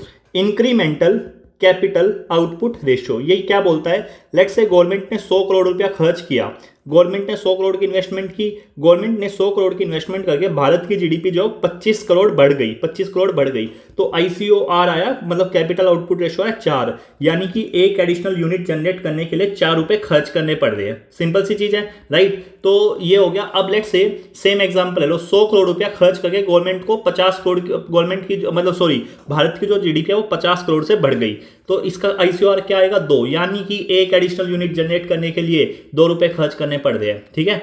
अब इसी का एग्जांपल अगर आप लोगे, लेट्स से 100 है और 100 करोड़ रुपया इन्वेस्ट करके 20 करोड़ ही हमारी जीडीपी इंक्रीज हुई है, तो इसका आईसीओआर आ गया 5, यानी कि एक एडिशनल यूनिट जनरेट करने के लिए 5 रुपए एक्स्ट्रा खर्च करने पड़ रहे हैं। तो भारत की कंट्री के मतलब कि किसी भी कंट्री के लिए कौन सा बढ़िया है, किसी भी कंट्री के लिए लो आईसीओआर बढ़िया है, यानी कि आप यहाँ पे ना कम पैसा देके ज़्यादा कैपिटल जनरेट कर पा रहे हो। 100 करोड़ का इन्वेस्ट करके आपने 50 करोड़ की जीडीपी बढ़ा दी, यहाँ पे 100 करोड़ का इन्वेस्ट करके सिर्फ 20 ही करोड़ बढ़े, राइट। तो हाई कैपिटल आउटपुट रेशियो है, जिसकी वजह से जो है वो ग्रोथ नहीं हो पाती, अंडरस्टूड। और यही पूछा था इन्होंने कि आउटपुट क्यों नहीं बढ़ रहा है, बता दिया हम लोगों ने क्यों नहीं बढ़ रहा है आउटपुट, राइट। ये वाला क्वेश्चन आप लोग मुझे कमेंट सेक्शन में इसका आंसर देंगे, क्योंकि मैं इसका आपको नेक्स्ट वाली वीडियो में वो दूंगा सोल्यूशन। मैं देखना चाहता हूँ आप लोगों की अंडरस्टैंडिंग कैसे इस क्वेश्चन को लेके, right. Next, economic growth in country x will necessarily, मतलब कि होगी ही होगी अगर टेक्निकल प्रोग्रेस हो रही है, भाई